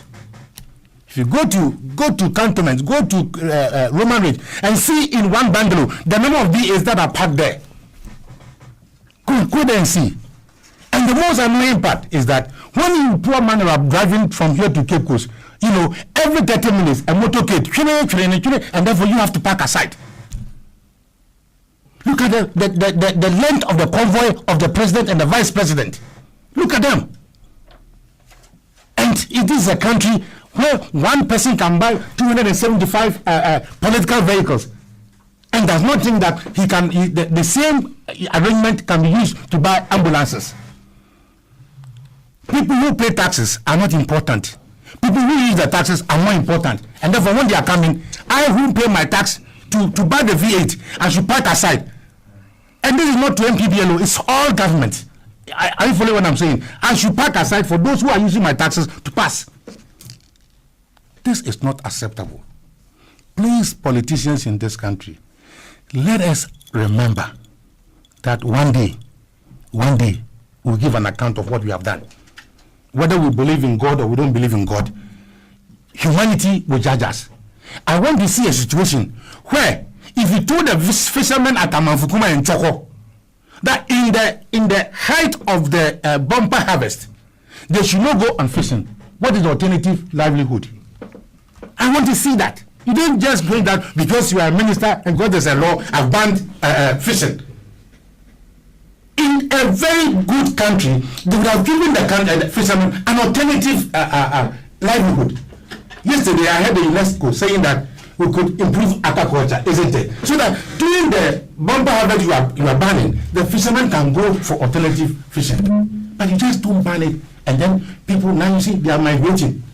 If you go to all the fishing communities, they are migrating to Gambia, Cote d'Ivoire, and the rest. And so the local economies are going to collapse. Meanwhile, the sea is not a fish pond. That if you say you are closing your sea, the fish will stay here and not go to Togo. Meanwhile, the Togolese fishermen can come to Ghana and fish. Not so. So, before we come out with the policy as politicians, I really want to plead that we should think about the poor person who, if he doesn't go to sea today, his wife and children will not eat. You understand? And then we are in a village and then we are waiting for the minister to come and tell us why they should be banned. Then he comes with six the vehicles, what they call it? V8, six of them. When he gets down, the bodyguards, then they come and talk to the poor fishermen. Without telling him the reason why. And without saying that for the period that we are not going to be able to go to sea, this is what the government can do to subsidize. Without educating him that once you are going to sea, you see, you should also put something at the bank. It is not anybody who can on his own take that decision. But I want to end by saying that every time the president and his appointees politicize any national program, it will be bound to fail. And it will be bound to be more expensive in ensuring the collection of those revenues. What we need is more tax education so that everybody will freely and voluntarily go and pay the tax. What we need is cut down in government expenses. What we need is very, very, very thoughtful social interventions. That does not rob the poor and service the rich. Thank you very much.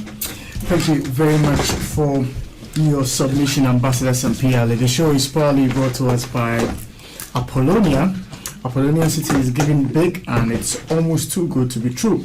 Get rewarded with cars or loads of amazing home appliances when you buy a home or plot of land in the Apollonia Mega Dash promo.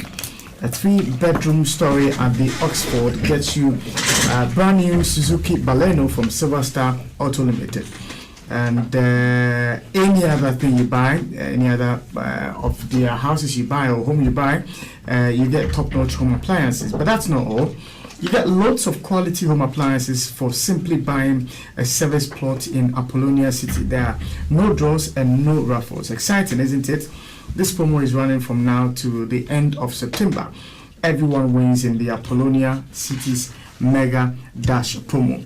Visit www.apollonia.com.gh/Megadash or call 027577 for more details. You can also send an email to sales@apollonia.com.gh. Terms and conditions apply. Do take note of that. They are the proud sponsors of the show. The show is also proudly sponsored by Ankoti Titi Brothers. They are the sole distributors for Ankoti Premium Wine, and they are also the distributors for the Tango Fruit Juice. They have got the apple, they've got the orange, and they've got many other different flavors. Good for all your occasions, weddings, funerals, anniversaries, every one of them. Make sure you use the Ankoti products for all these occasions. It's just 10 minutes to the top of the hour, 11, and you're welcome if you just join us. Mr. Pratt, good morning. Well, good morning.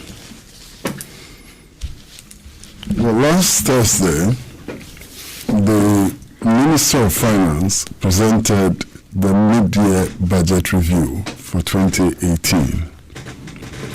That exercise, simply put, is meant to evaluate the budget proposals in the 2018 budget in order to establish whether the assumptions behind the budget have been proven right or wrong. That's the whole exercise. But that exercise could lead to a revision of the figures in the budget proposal. That exercise theoretically could also lead to a situation where the finance minister asks Parliament to provide legislation for raising taxes, lowering taxes, or taking prudent measures which would make the objectives of the 2018 budget, which would make it possible for the objectives of the 2018 budget to be realized. You see, the budget review could also lead to a situation where government would ask Parliament, which has oversight responsibility, to change some of the assumptions which have been proven not to be true, and so on.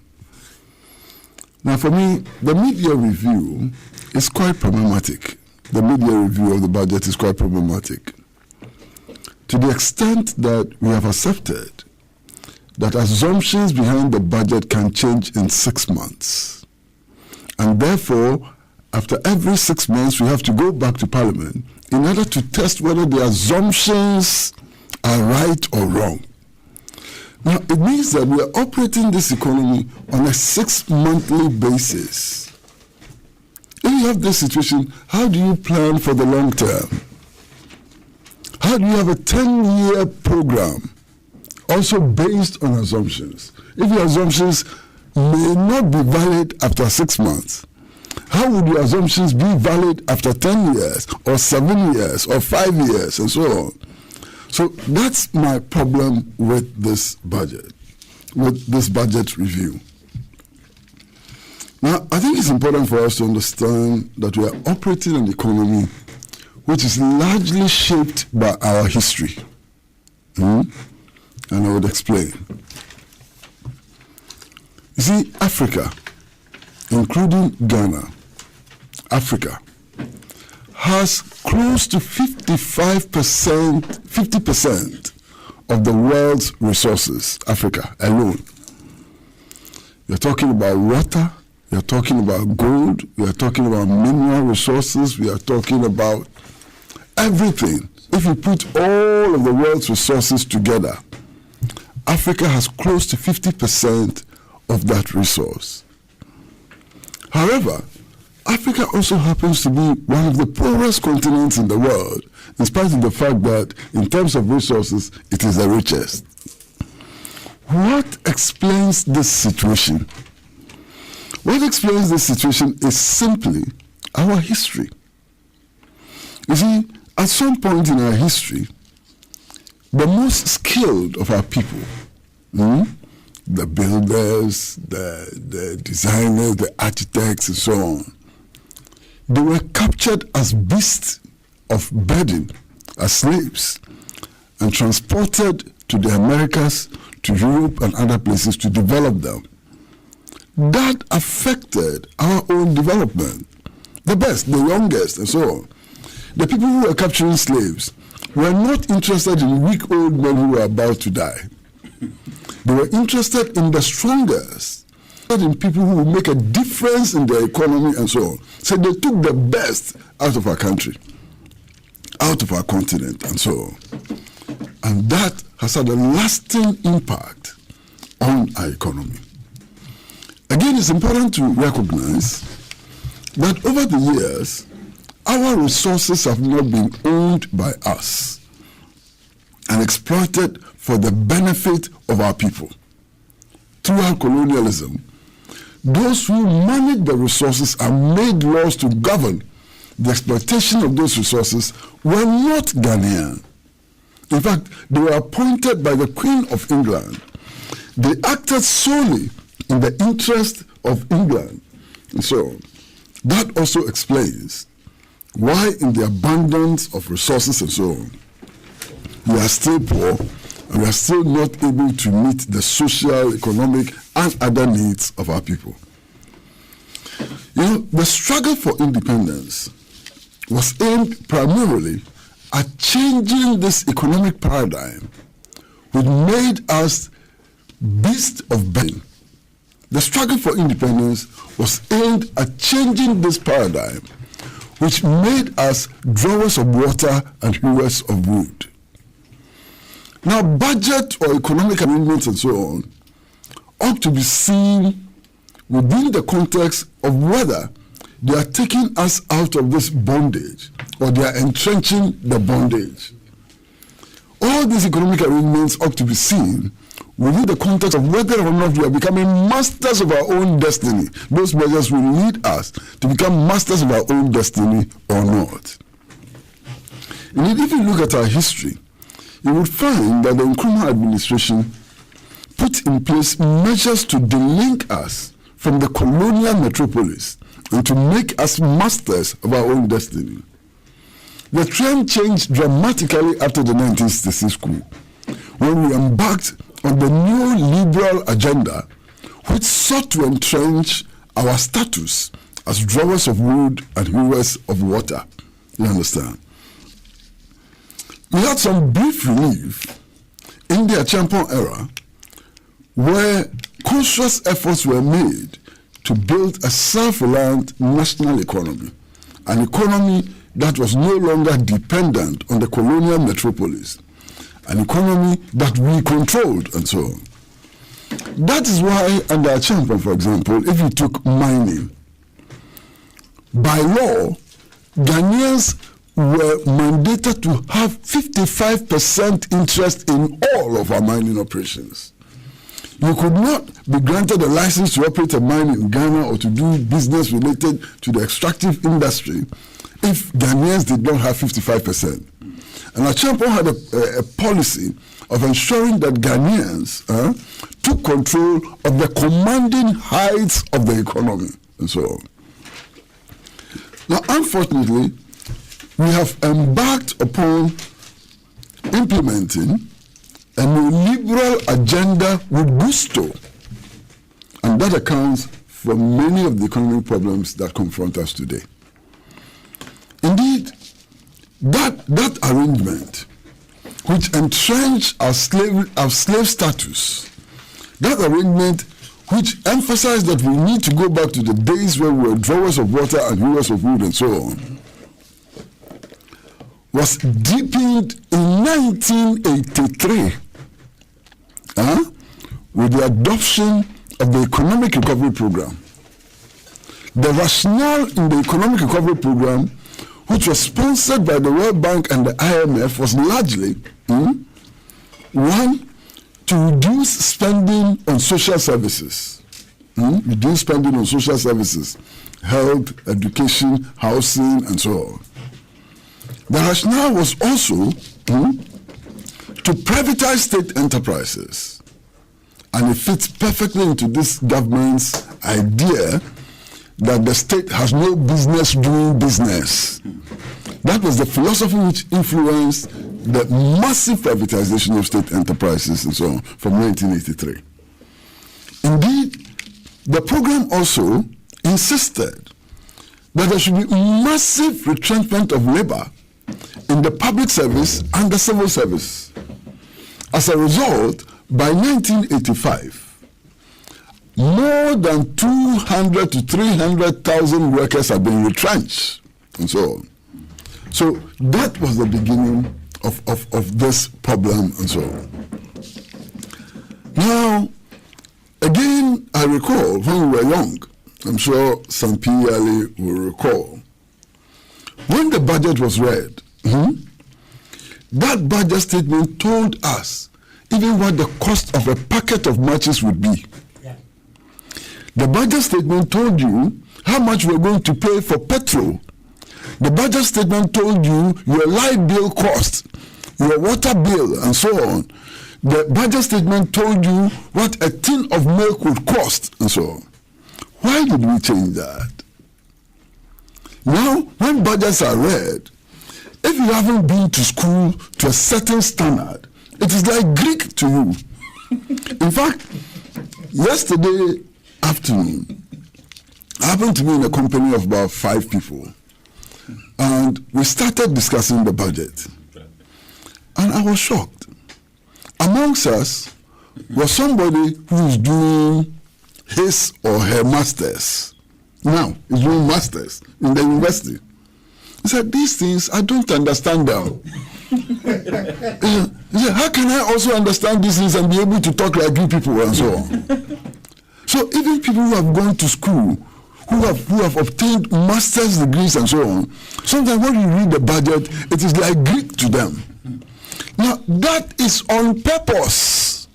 You understand? It is on purpose. The neoliberal agenda steals resources from us.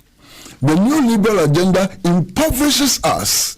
The pursuit of the neoliberal agenda is killing us. But you see, if you are going to read the budget, which will tell you about how it will affect the bottle of water, the cost of a bottle of water, how it will affect the price of petrol and so on, there will be rebellion. So don't talk to them about actual prices and so on, how it will affect them. Talk to them about the gross domestic product. Talk to them about the rate of inflation. Talk to them about market premium. Talk to them about prime rate.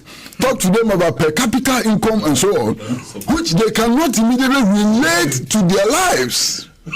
Talk to them about balance of payments and deficit and so on. And these things do not directly impact on the people. You understand? So people then are left in the skies. You understand? Then we are talking about abstracts which do not impact people immediately. And therefore, you can postpone the anger of the people. So when you read the budget, people begin to feel the effects sometimes 3 months later, 6 months later, when they see prices escalating. So the build-up is slow.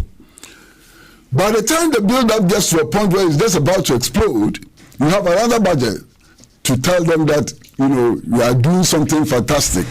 Inflation has been lowered, the gross domestic product, and then they are sitting there baffled, waiting. What? They said this budget is very good. Let's see how it will reflect in our lives.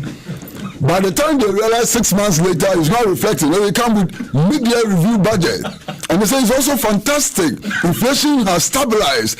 So and so has stabilized and so on.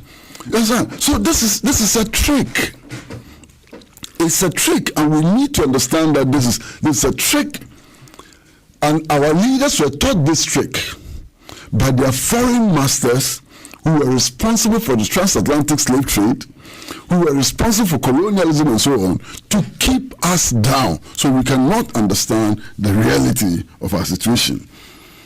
Now, so for mid-year review, what is it about?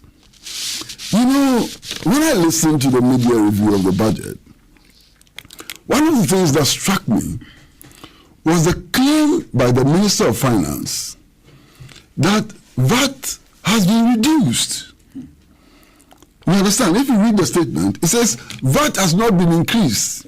It will now be at 12.5%. When in reality, the VAT rate has not changed. It is still 17.5%. What they have done is to decouple the collection of 5% of the VAT. You understand? So the VAT, which will go into the National Health Insurance levy, has been decoupled. And the VAT, which will go into the GET fund, has also been decoupled and so on. That's about 5%. Now, for me, it even raises issues of administration and cost of administration, which we have not addressed yet, which the minister has not spoken about. Because in the past, we collected 17.5% VAT, and then did the distribution and so on. Now, if you're going to collect 5% of the VAT separately, would it lead to new administrative costs? And if it's going to lead to new administrative costs, then the cost of collecting is going to be increased. You understand? And we need to understand these things very carefully and so on. But you see, interestingly, government claims to have dribbled its opponents and critics. Oh, we have put them to shame. They were all over the place, telling us about how VAT was going to be increased and so on. We have shamed them. We didn't increase VAT and so on. And that appears to be the propaganda, the major propaganda which is being launched, that the critics of government were wrong. The opposition was wrong. They did not wait their turn for the budget to be announced before criticizing it. They were too much in a hurry and they got it wrong. I'm glad that my brother and comrade Mutala has confirmed that I was one person who always insisted that the VAT may not be increased. I was so confident that it would not be increased because I saw the trick. And indeed, I had many other critics of government insisting that the VAT would not be increased. I had people from the opposition insisting, Okutetu Abrakwa, about 3 or 4 days before the budget, stated categorically that this VAT would not be increased. And that what will be done is exactly what has been done. Now, who are the people who came out to create the impression that VAT was going to be increased? And everybody is mentioning Gabioche, Daku, and others and so on. Statesman, the official mouthpiece of the New Patriotic Party, put the story on the front page as a banner headline that VAT was going to be increased from 17.5% to 21.5%. It was going to be increased by 4%. Now, when the statesman, not the Ghana Palava, you understand, not the Herald, when the statesman writes such a story, what was it meant to do? The statesman is the official mouthpiece of the New Patriotic Party. Why did they put out that story? So clearly, the strategy was, let us deceive people into thinking that we are going to reduce VAT to 21%, so that if in the end, VAT doesn't hit 21%, even if we increase it to 18% and so on, then we can claim victory, and we can claim that we have been considerate, or we can create the impression that our critics are a bunch of liars and that they speak out of turn and so on. It's a very childish trick.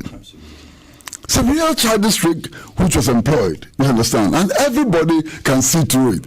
And yet they don't see that everybody can see through it. So even after the media review, that is their major propaganda thing, that the opposition has been dribbled. All their newspapers, the opposition has been dribbled.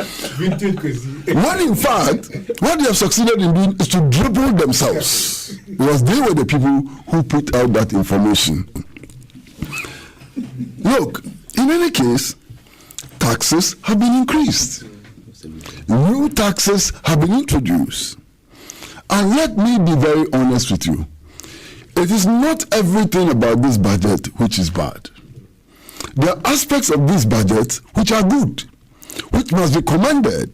And even in areas where they have not been, the measures have not been properly done and so on, we need to encourage the government to do it well. You understand?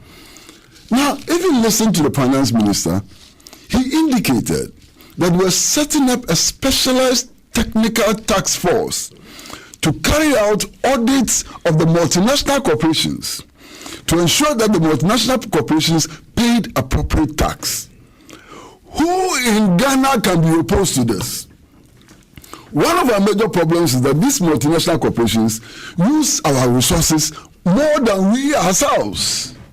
When it comes to electricity consumption, look at the consumption of the mining industry. So how much do they take? And yet, when it comes to the payment of tax, and if you strike the averages and so on, you will find that ordinary Ghanaian workers pay more tax than the multinational corporations. The multinational corporations have been able to introduce what they call smart accounting. You understand? And through smart accounting, they've been defrauding us over the years. Let me explain. I mean, a multinational corporation is manufacturing beverages. You understand? In its account, you will find that the cork for the bottle of the beverage, the royalty for that cork is assigned to a different company in its home country.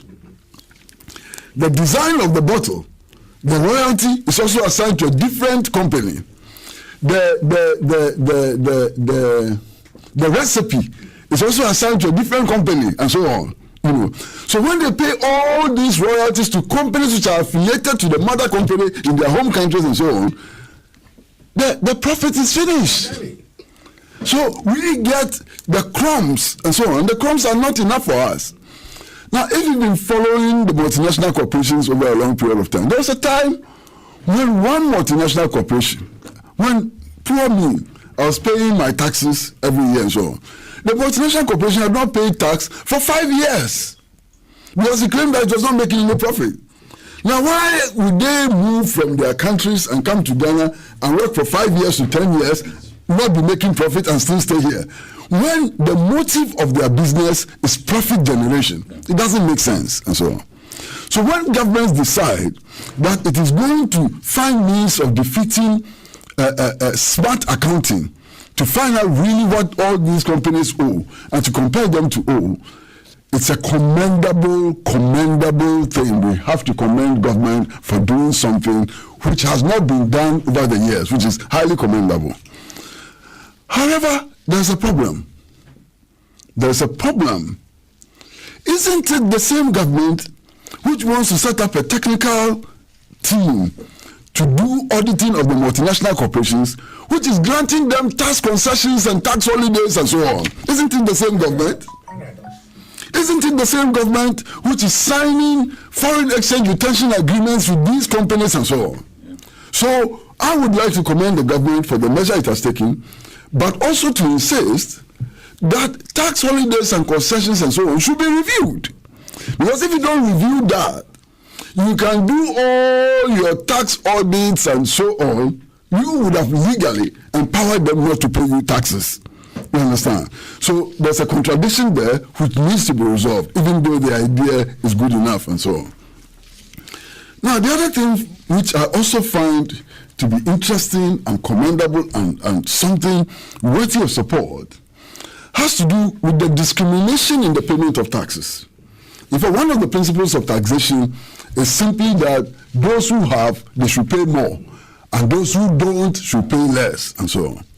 So when government says that it is interested in taxing luxurious vehicles, and that those who drive expensive cars and so on must pay more, I can share that principle, I can accept that principle. However, we need to go back and do more definitions. What is the benchmark? Government says that if you bring in a vehicle which is above which is 3.0 and above. Yeah, 3.0 and above, we will charge you more. That's a problem. Because you have Mercedes-Benz cars which are below 3.0. Yeah. And you have Mahindra which is 5.0 and so on. The cost, the luxury in a Mercedes-Benz car which is less than 3.0 and the luxury in a Mahindra which is 5.0, even the cost and so on, will tell you that if you use the cubic capacity of vehicles as a basis for determining luxury and non-luxury ones, you are wrong. So the policy itself, the rationale behind the policy is commendable, but when you come to implementation, you see all these problems. The problems, So they need to streamline it. If you want to tax luxurious vehicles, then luxurious vehicles must be defined properly, not by cubic, because that doesn't tell you whether a car is luxurious or is not luxurious. You understand? Even the tractors. Okay.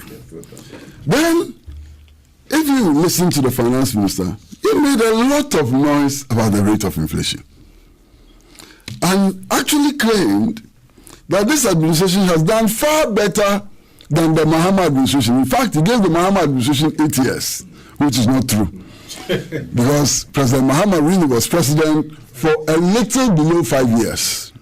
You understand? So you cannot credit or discredit him for 8 years. But then let's look at the inflation figures. Not too long ago, I was told that we had achieved single-digit inflation. When I checked, it was about 9.8. The rate of inflation was about 9.8. And I said to myself, my goodness, how can 9.8 be single digit? Because my understanding of single digit is 9 and below. But when we were about 9.8, government still insisted that we had achieved single digit, be that as it may. I recall that under President Mills, Ghana achieved single digit inflation for the longest period perhaps in our history over the last 40 years, single digit inflation. But somehow, the inflation figures began to move up again. You understand? You see that same trend in this regime. After claiming that they had single digit inflation, now we are told that inflation is moving around 11%, which means that an upward trend has begun. Where will that upward trend end? Why is it that our governments can achieve single digit inflation and yet in a short time or within a certain period, inflation figures begin to rise again? The answer is simple. We are not in control of the factors, all the factors who determine the rate of inflation. Some of them are as a result of external shocks over which we have no control. The price of petroleum, for example, is beyond our control. And the price of petroleum tends to affect every other thing we consume. Food, medicines, everything. You understand? So the major factors which affect the rise and fall of inflation are not in our hands because we are running a dependent neo-colonial economy. So when our governments begin to claim credit for fall in inflation and rise in inflation, they are deceiving themselves and deceiving the rest of us and so on. We are also told about some rates that are falling, which would automatically, lead to a decrease in the lending rate and so on. It doesn't work that way. And if you've done secondary school economics, you ought to understand. All economic measures have gestation periods. Some have gestation periods of 6 months. An economic measure may have a gestation period of 5 years and so on. So if you take the economic measure today, it is not automatic that tomorrow morning it will reflect in the lives of the people because of the gestation period. You understand? In any case, banks, they are risk management institutions. They manage risk. So if you go and reduce, what do they call it, prime rate or policy rate and so on and so forth, the banks will now sit down and see how that would impact on their businesses and so on. Meanwhile, all of these banks, all of our banks, have huge unrecoverable or difficult to recover loans. That is what is pushing up the rates and so on. The banks have not been able to resolve that problem. So the rates will keep going up. And then the other factor which pushes up the borrowing rate, the lending rate and so on, is simply the factor that government itself is in the market competing with small-scale businesses and so on for the same money. So that competition with government offers pushes that lending rate up and so on. So there are several factors that we need to consider and so on.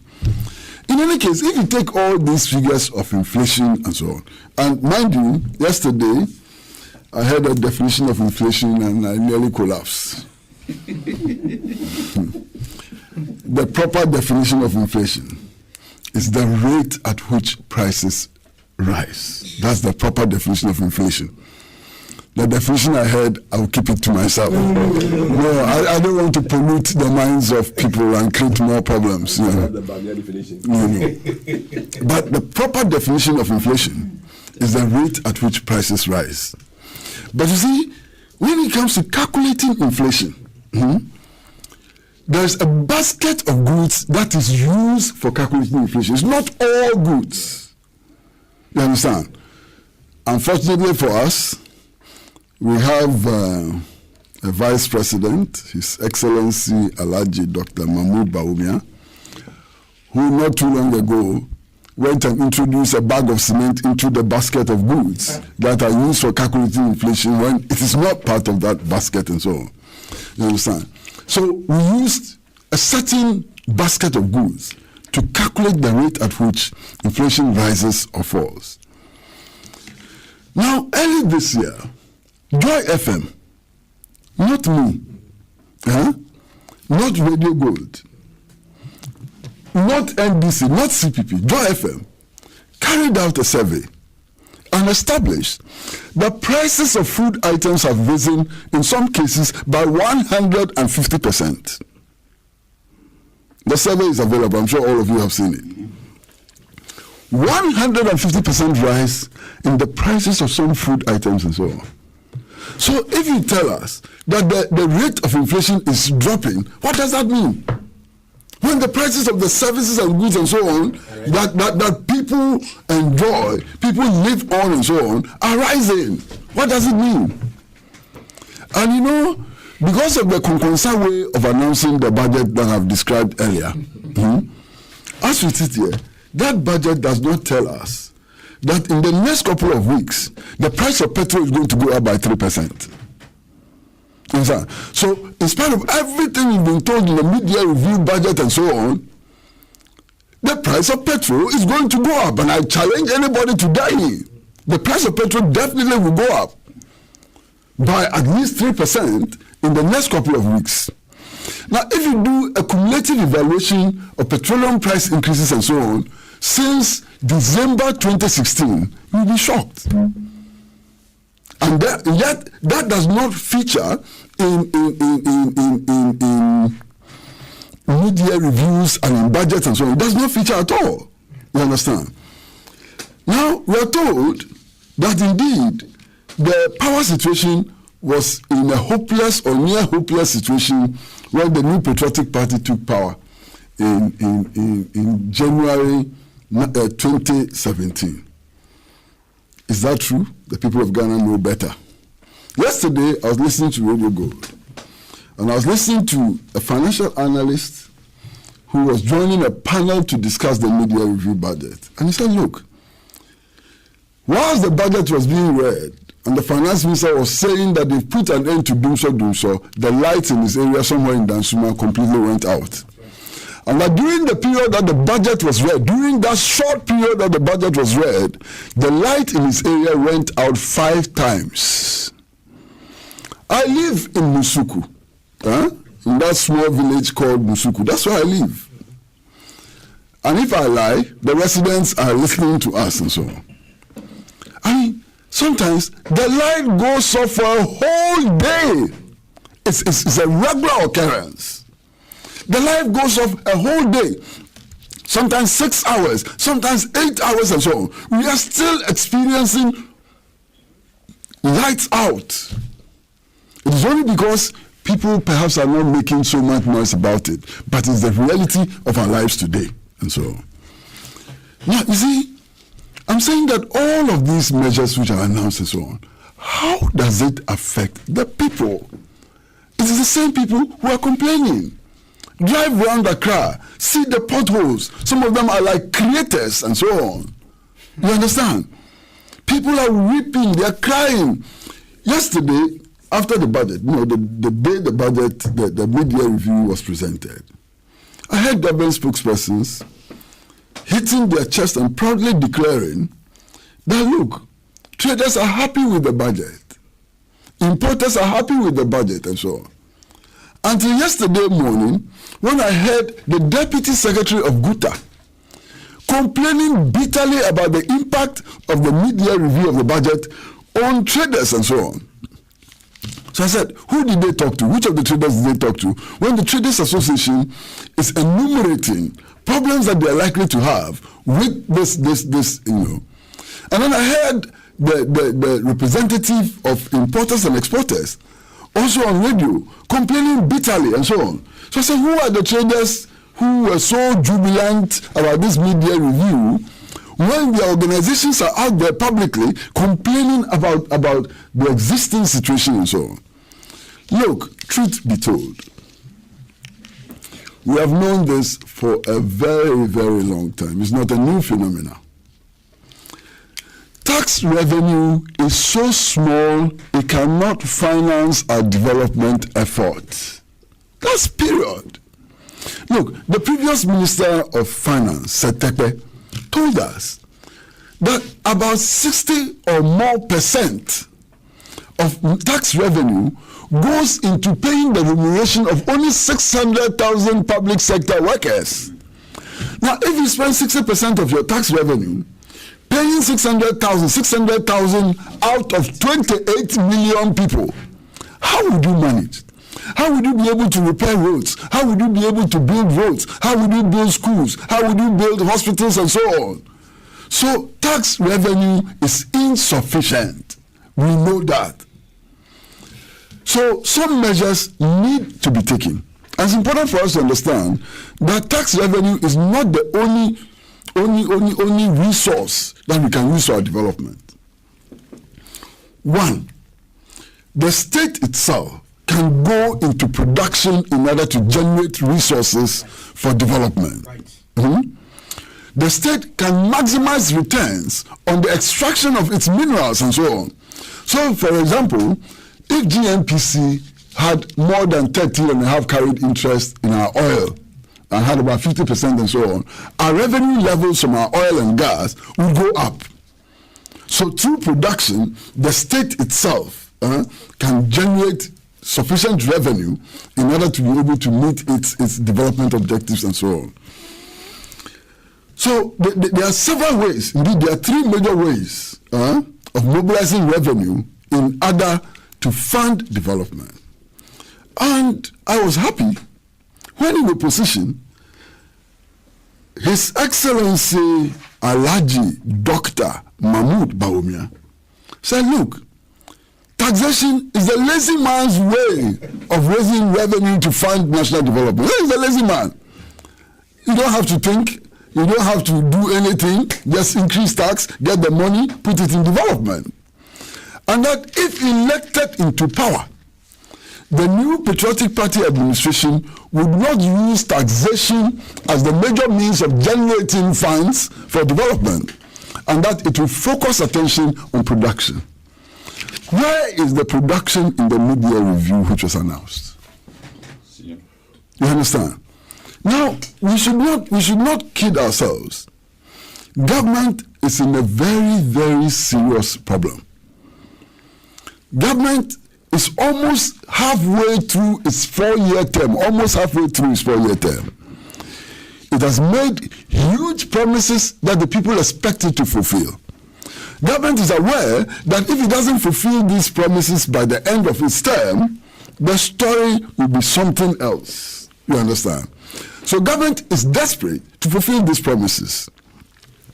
Of course, it is a fact that government has started fulfilling some of the promises, even though not in a manner as promised before the election. And one of them is the free SHS program. They said that it should not be implemented in phases. They said that it should not be staggered, it should be implemented at once and so on. Now they are implementing it in phases, they are staggering it and so on. So even though they are trying to keep the promises they made, they are not doing it in the manner they promised in opposition. But you see, there's now a huge problem about how to fund the free SHS. It's a huge problem. Even the first year financing created so much problems, to the extent that heads of assisted secondary schools and so on had to be intimidated, had to be warned not to speak out. And those who dare speak out had a very interesting time, you understand. So there are problems. Now we're adding second year to first year, and very soon we'll be adding third year. Those are huge problems. They must find money to finance this. The one district, one factory train has not taken off. You understand? One dam, one village, one dam. It is only yesterday that some equipment went and dug some hole. You understand? Whether the hole will be filled with water or not is another matter. But yesterday we saw that holes were being dug in Bongo. Holes were being dug. You understand? So that is also another problem. Now, what about the one constituency, $1 million and so on? What is happening to it? Now, when you ask, they say, oh, that is the money we are going to give to the 3 development organizations we are setting up. You know, one for Northern Sector, one for Savannah, and one for Southern Belt and so on. Is that what we were told? So now, if you don't get $1 million in your constituency, it's in the Savannah Development Organization. I mean, and they have used it to buy furniture and to buy cars and so on. What are you going to say? So that 1 million one constituency thing has not been realized, and it will not be realized.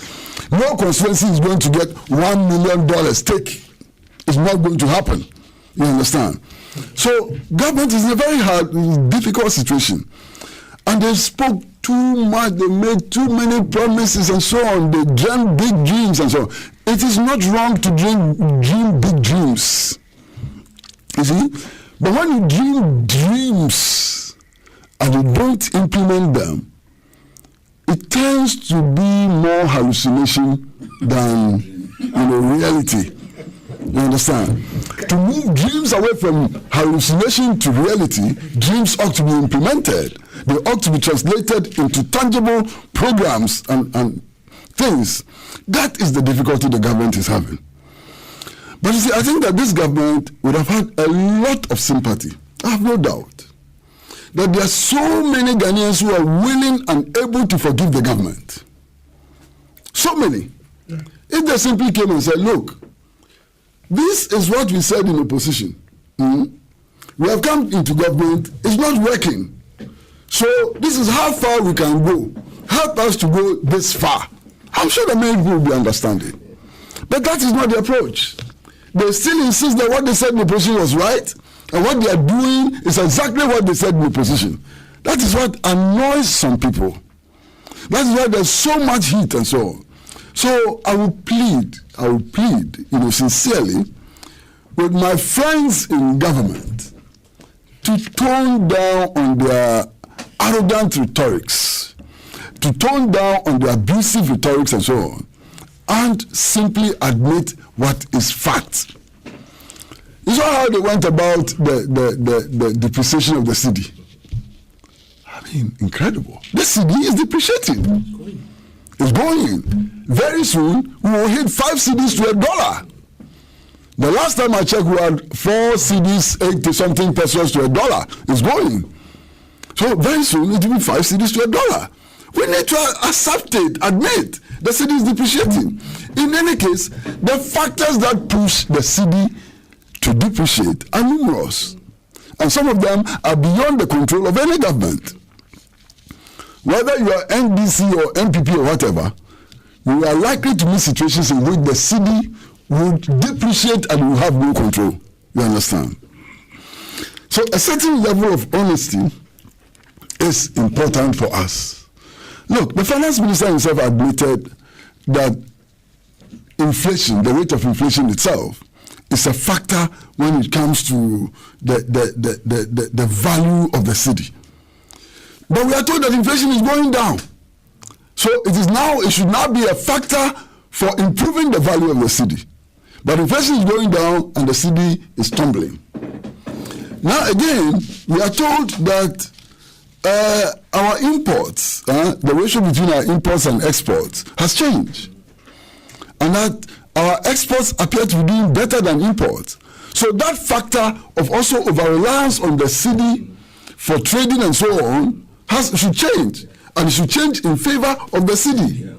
But then the cedi is going down and so on. So some of these things don't make economic sense. I mean, I'm trying to understand them and I can't. You need a Houdini to understand some of the things that we are doing to. Houdini is a magician, you don't know? Houdini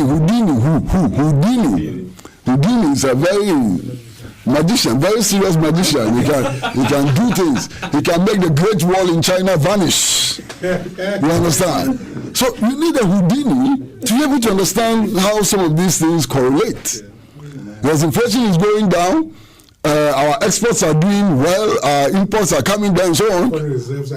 Foreign reserves are improving. The something cover for imports is now increased, and so on. Our debt to GDP ratio has improved, and so on. And yet your cedi is collapsing. Who can explain this? No, Houdini. We need to go and look for Houdini to come and explain some of these things for us. It's gone beyond Excellency Baumia. Why is he explaining it? Oh, he said that if your fundamentals are wrong and your cedi is going up, then it will expose you. But now our fundamentals are good, but the cedi is collapsing. So we need a Houdini. So it's gone beyond Baumia. As far as Baumia is concerned, when When the fundamentals are good, the city will gain strength. When the fundamentals are bad, the city will fall. Now you have a situation where the fundamentals are very good and the city is falling. How can you explain it? You have to go and look for Houdini. And I don't know whether Houdini is still alive. You understand? So we have a very, very serious problem with all this economic analysis and so on. I mean, yesterday, I said to myself that this country has a very long way to go. You understand? Because yesterday, I heard with my own ears a professor in one of our universities, a professor. And if he were just a professor, I could have forgiven him and forgiven myself. You understand? It happened to be a professor who teaches economics.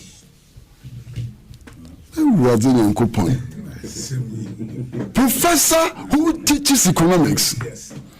Arguing strongly on radio that the VAT rate has been reduced and that we should be grateful to the government for being so considerate and reducing the VAT. And he would not listen to any position. What is this man teaching our children in the university? And if our children graduate from his class and become ministers of finance and so on, what will happen to our economy?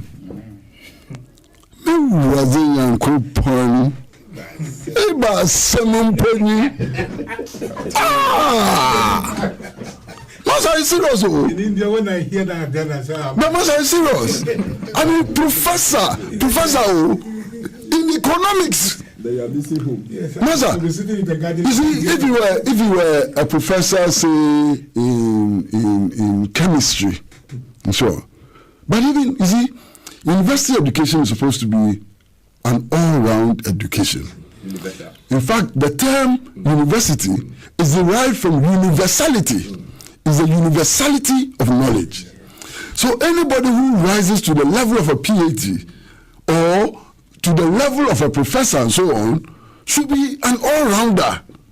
But I'm ready to make a concession. I mean, these days, the way our education is structured, and I'm telling you, as somebody who is a master's student in some subject, who thought that we were speaking Greek when we were talking about economics and so on. It is possible to become a professor in one particular area and not know about the other and so on. These days we no longer produce the Akilakpasos and so on. We don't produce them anymore. You understand? handouts. Yeah, we don't produce them anymore. But you see, when the professor is a professor in economics and is arguing that the VAT rate has been reduced, and we should be thankful to government, then no was in a coupon. Brother, I have to rush. I have an assignment at the University of Ghana at 12 o'clock. So if you would permit me, I'd like to comment very, very, very briefly on the last subject, which happens to be the lady who was molested by a policeman in one of the savings and credit, institutions yesterday. It's rather the killing of the 7. That's our last topic. Oh, that's the topic. Yes. Okay, no problem. You see, my comment is very simple. First of all, I have a great deal of respect for our policemen and women. If our policemen and women were not that hardworking, perhaps we would not be sitting here today. I mean, at midnight, when I'm driving home, I see policewomen bearing arms, standing alone at night in the streets and so on, making sure that we are not disturbed. And these days, when it's raining, I see policemen and women in uniform standing in the rain and directing traffic so that there can be some order to our lives and so on. The police service is an important aspect of national life, and we need to accord them respect and so on. At the same time, we should be very, very careful when they appear to exceed their mandate and they appear to be interested in self-preservation more than any other thing, when they appear to be carrying out vengeful activity and so on. You understand? Now, every criminal, or every suspected criminal is entitled to go through due process. That is why when we are taken to court and we've been charged with murder, no judge will accept your plea of guilty. No judge. You have committed crime, you have killed. When you are put in the dock and you plead guilty, the judge will insist that the full trial should go on, because the end result is that you may be sentenced to death, your life may be forfeited and so on. So we're entitled to go through due process. Suspected armed robbers or whatever are not supposed to be gunned down. The caveat is that when the police is effecting an arrest and the police life is put into danger to the extent that the only way out for the police is to open fire, that is when they can open fire. You can't see a suspected armed robber walking in the street and shoot him down. It is not allowed. You understand? In this particular case, there are contentions between the community and the police.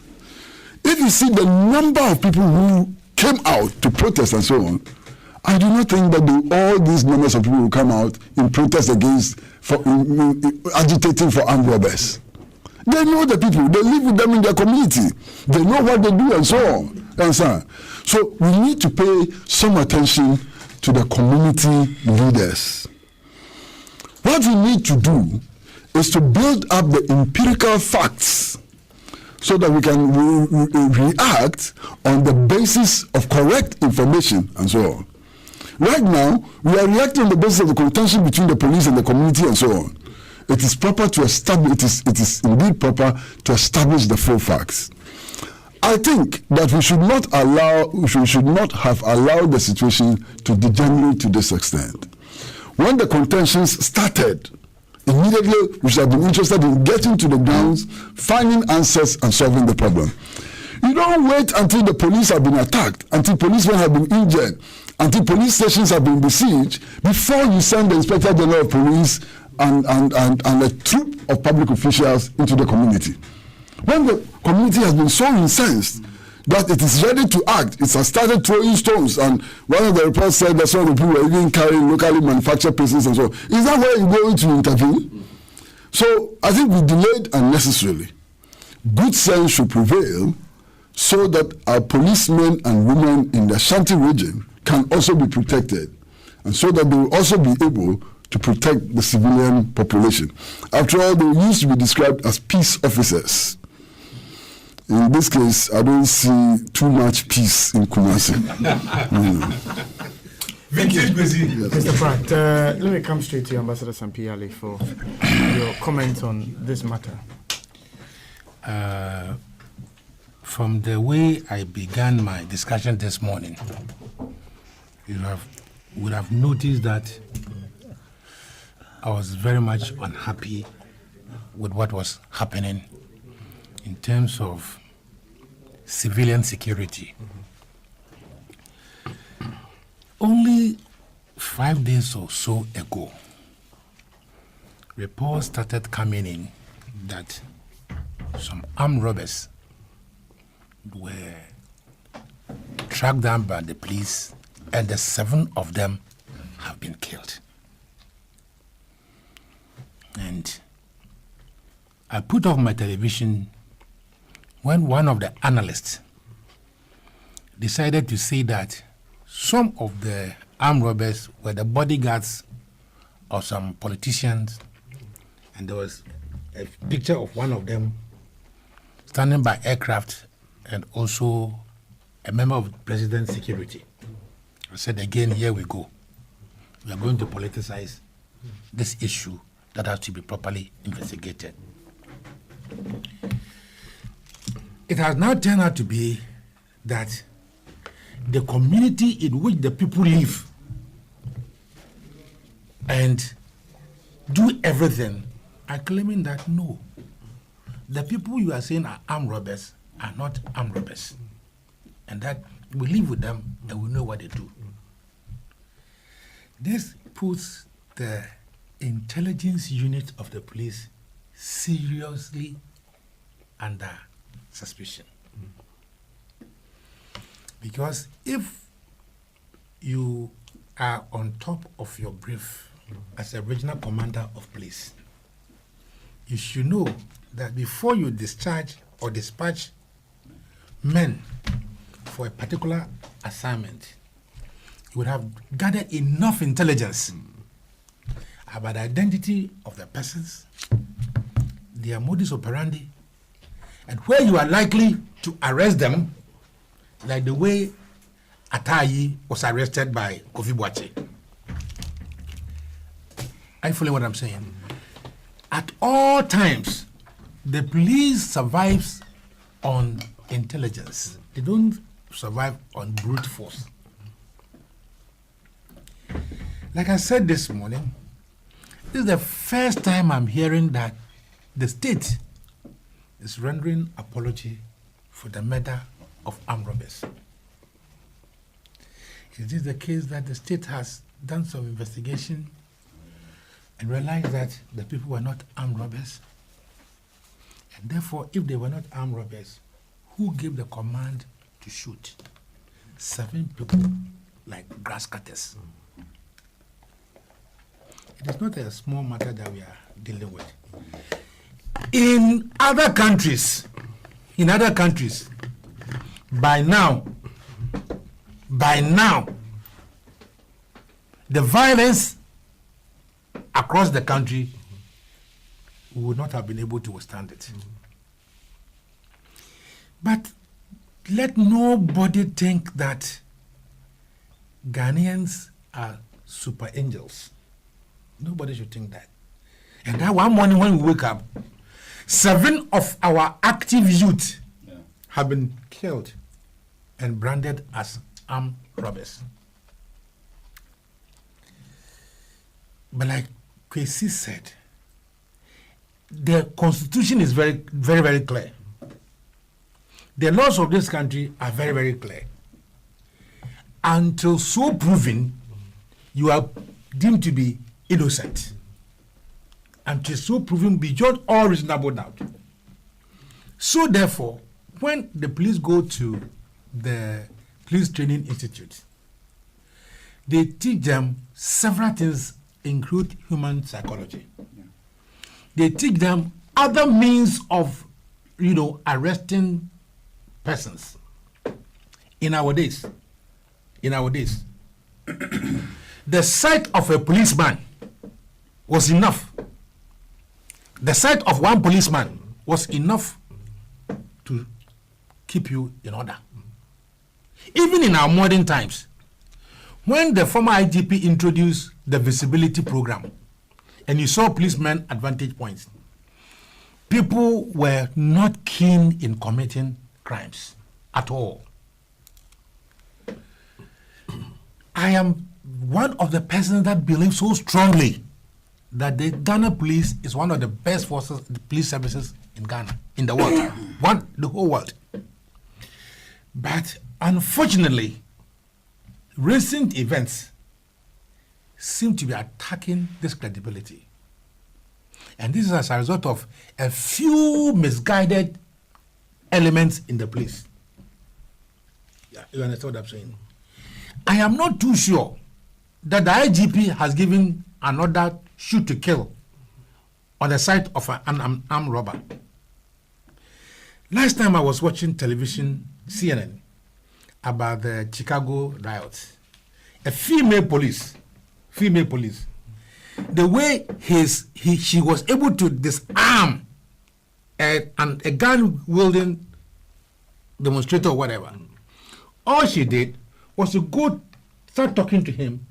Others are on target anyway. By the time the person was aware, he's been handcuffed behind him, and he was down. So the police are trained that the gun must be the last resort. You understand? They have not been trained that when there's a poor innocent woman in a bank, you should be fighting the woman with your AK-47 at your back with a cartridge on.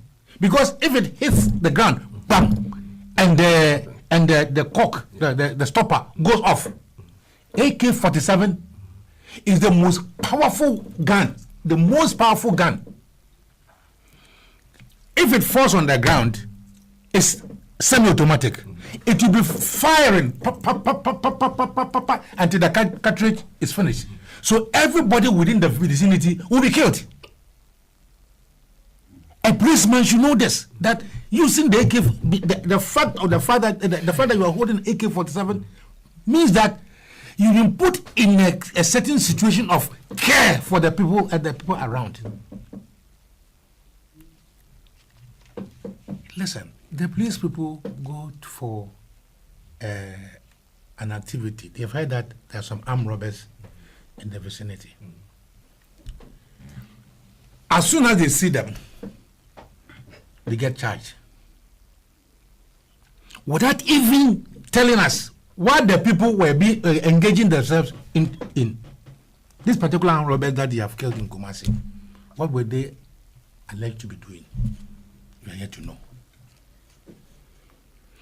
I want to plead with the president that if for nothing at all, our security to him must be a priority. Our security must be a priority. And therefore, if a community in a mob action kills an army officer, Prof, are you following? Look, are you following me? Yes. If a community murders an army officer, it is not a small thing. An army officer, a crowned officer, if a community murders an army officer, it's not a small thing. And their reward must not be scholarships to them. Their reward must not be that. And that you, as the commander-in-chief, and who a captain or a major has been murdered, wherever you are, you must fly down immediately, take control, because there's likelihood that the military will rise for the murder of one of them. Especially so where in certain situations like Tamale, the recent one, there was a crash between a small problem which was of a domestic nature between a policeman and an army officer. And the army officers rise from town, to come and create the situation that we saw in Tamale. So that ought to be the president's major concern. Wherever he was, he should have flown down and took control as the commander-in-chief. Unfortunately, that was not the case. Major Mahama is dead and gone. The trial is still going. But whatever the outcome, we've lost a trained military officer. Reward, the villagers have been given scholarships. What was the essence of the scholarship? Was that the only village? Was that the only village in that Obuasi area that needed scholarship? You see, for me, that sent wrong signals. Because the president did not take control as the commander-in-chief. And that it has given people the indication that they can attack our security installations with careless abandons. We saw Hafasne, where the people attacked the police and the policemen were running away. Sir, when things are happening this way, you understand, police have gone to kill some people as a matter of arresting them. And the whole community is rising. Mr. President, that is where you have to put your ministers to work to calm the tension in the country. Call your political opponents, everybody, and say, look, we are in a certain situation and we should resolve this as a country, isn't it? Yeah. You don't allow your communicators to go and sit on Metro TV, to incense the people, to assign criminality and say that the people are armed robbers. You don't do that. See, this country is not MPP, NDC country. It's Ghana. And every life is important. You don't allow your communicators to go and sit on television and talk as if the people are criminals. You know the people that they have killed, they have brothers at Zabun Zongo, they have brothers at Nima, they have proper brothers all over the country. And if their brothers are not being claimed to be by the court to be criminals, and you allow your communicators to go and sit on there and call them criminals, only for your ministers or somebody to write a statement to say that, oh, we apologize for this and that and that. It does not sink. It does not sink. So, Mr. President, this is the time, the only time in the country that we have the highest number of security appointees. But this is the time that we are also having the worst nightmares in security. The worst nightmare in security. And therefore, we have to be very careful. I cannot end this end by condemning the barbaric attitude of that policeman who attacked a armless woman bearing a child at her back. Forget about the fact that he is her husband. Forget about the fact that he's a whatever. But how do you attack a woman with an armless woman with a child at her back? Drag her down, punch her as if he's a boxer. And one punch that was mixed, the policeman himself fell down. If that punch has gotten to the woman, what would have happened? This is a woman, poor woman. What is her crime? He's going to a bank that has collected her money, to collect the money, and they are tossing her up and down. And I think the signal must be sent to the Bank of Ghana to look at that bank, that Midland. I think this is a sign of a bank in distress. What has the woman committed? What crime has the woman committed? See, I saw a policeman at the Ghana Olympic Committee last time. I'm coming down. There was election and there was a lot of noise. The situation was charged. There was this policeman, Alasan. The way he escorted the violent people, he just said, oh, my brother, let's go. They asked for this election. He put his hand on his neck and the whole place cooled down. This is the psychology of a policeman. But you just don't put your AK-47, it is falling down. Your walkie-talkie is falling down. Your cap is falling down. The crown of the state. He didn't care, the crown of the state. Throwing blows. And I hear he's been arrested. You understand? Yeah. But by the constitution, the police cannot keep him for more than 48 hours. I want to see which court they will be taking that man on Monday. So that all of us, the lawyers that we all go there to see that prosecution is properly done. Because this cannot happen. It has happened to somebody's daughter. It can happen to your wife. IGP, if that was your daughter that was being treated that way, what would you do? But so far, I must confess that I admire the speed with which the Minister for Interior acted, instructing the IGP that the person should be arrested and put behind bars. But it should not be the same trick. Put him behind bars, interdicted, and the next time you see the person transferred. This one, he's committed assault and battery. You know, he has brutishly attacked a female. And this is the time I want to see all the Ubuntus, all the women organizations rising up to the challenge. If they won't, it's their own business. I want to see the women organizers of the political parties taking up this matter. Because it is uncalled for. This is beyond domestic violence. This is a corporate attack. And look at the bank girls. Look at the bank staff. Jinebano, so that the policeman can attack the woman more.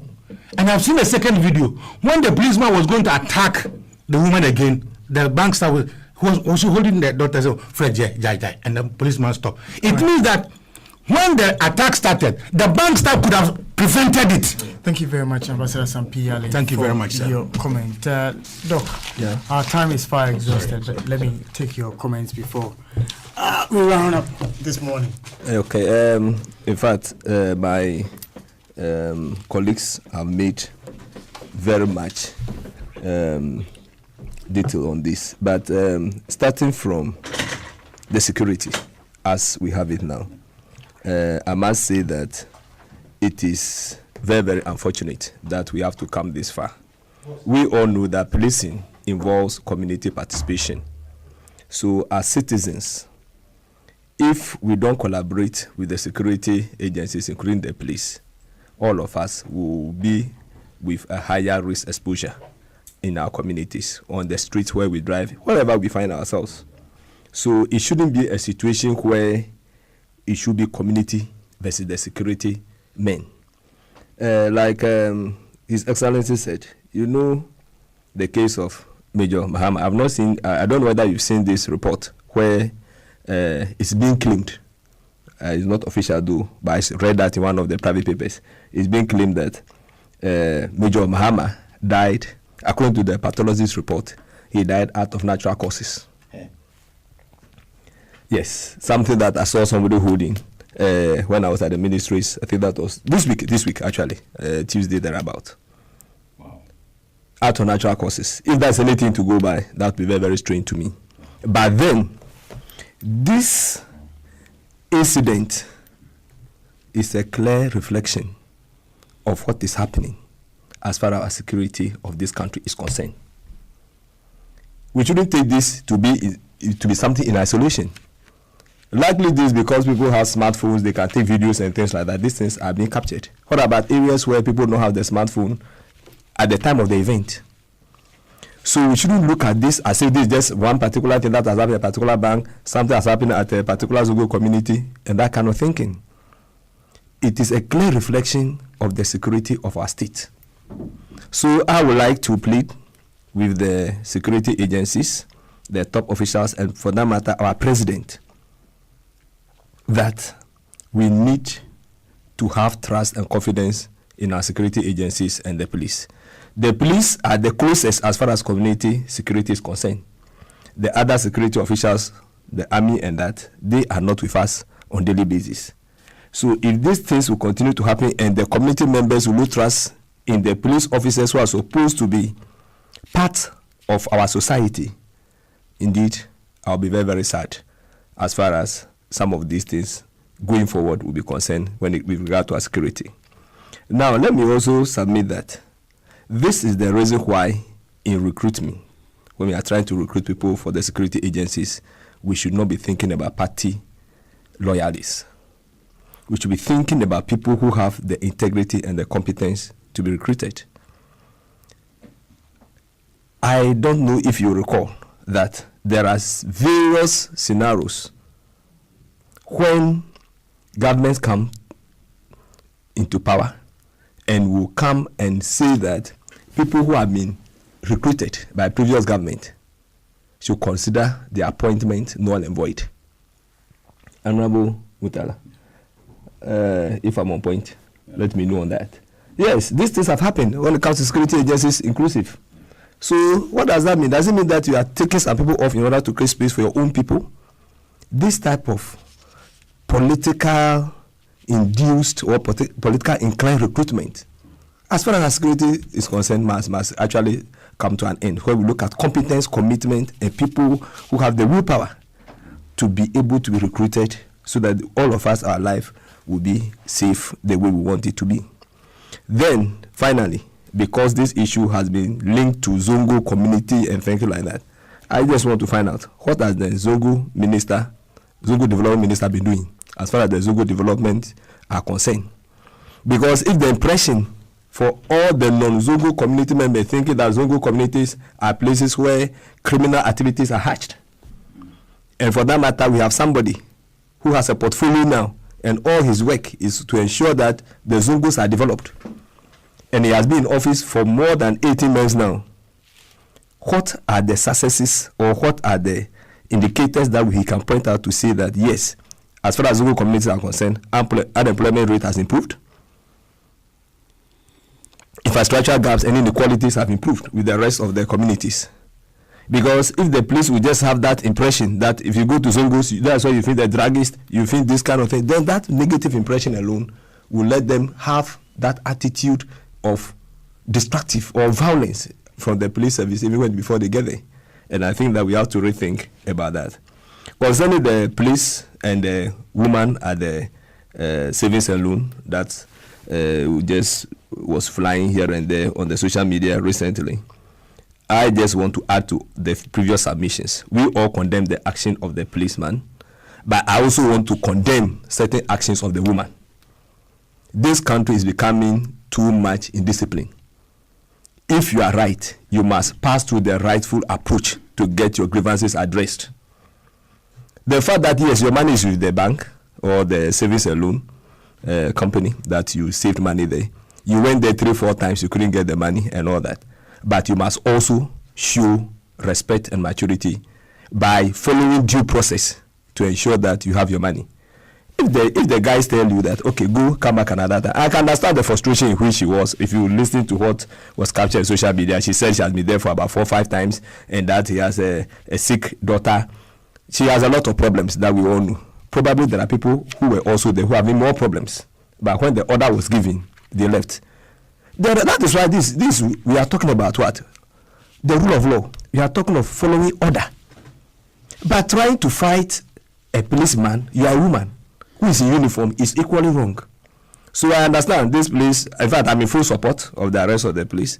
Whichever punitive measures are in front of him, he has to be taken through the court system for him to be asked to face those particular punishment or whatever be the procedures that are there awaiting him for wrongful acting unprofessional conduct. All those things I agree.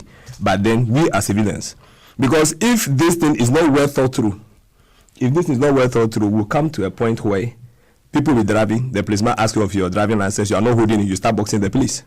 Because we want to create the impression that the police can, everybody at all can also attack the police and go scot-free. That is on that. Yeah. All right. Okay. Thank you very much. Come this one, our time is we spent. Well, I'm just going to make brief comments. And first and foremost, I think that what we have is what I describe as unmitigated, disaster. It is so unmitigated because we seem to be having the problems repeating themselves. And Sean, it is very clear to everybody under this government, institutions upon institutions in this country, unfortunately, is rotten. That's okay. And the police service is but one of such institutions. Okay. There is no doubt whatsoever about the professionalism and the competence of our security agencies, particularly the police service, the military, the prisons, the fire service. They have demonstrated that time and again. The police, to a very large extent, have also demonstrated their professionalism beyond the borders of Ghana. The extent to which even when they participate with the military and peacekeeping, they have always held their own, and there's no doubt at all. There is also not denying the fact that there are some miscreants within the police force. But before I come to that, let's look at the killing of these 7 young men. We have had 2 narratives, the version of the Ghana Police Service and the version of the communities. And I am particularly concerned about this. I'm a Zongo boy. I have never lived in a Zongo, but by dint of where I'm coming from, I call myself a very proud Zongo boy. There is no question at all about that, and I feel no shame in holding myself as a Zongo boy. The concerns that have been expressed by the Zongos is that there have been too many killing of young innocent people within the Zongos. There have been records of killing in which there couldn't be any evidence to prove that those individuals were engaged in such acts. I'm also not holding brief for the Zongo that we don't have criminals in the Zongo. We have criminals in the Zongo just as we have criminals everywhere. There are criminals at East Legon. There are criminals at Cantonment. There are criminals at Nima. There are criminals everywhere. Everywhere. Even, of course, there are evidences and records of even criminals at the Flagstaff House. The gentleman who impersonated Anas Armiao, Anas, who Kwekuba could describe as a criminal, who happened to be working within the presidency. There are criminals everywhere. Criminals are part of our society. So I am not holding brief for the Zongo, but there are also very decent-minded people in the Zongos. Absolutely decent.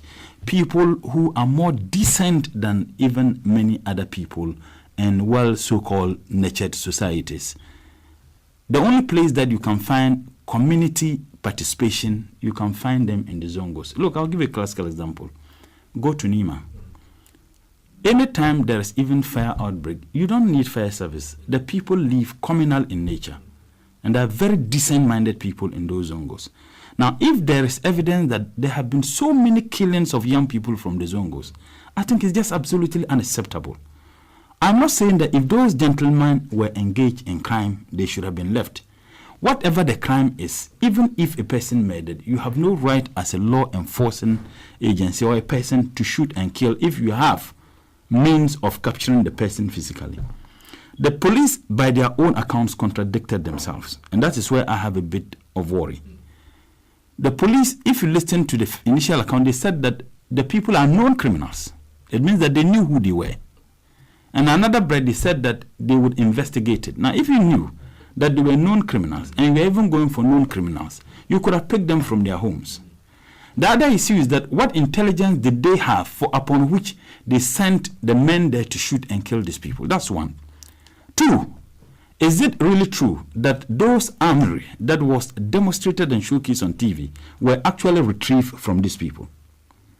Is it also true that they shot at the police? These things can easily be verified and done by an independent state agency.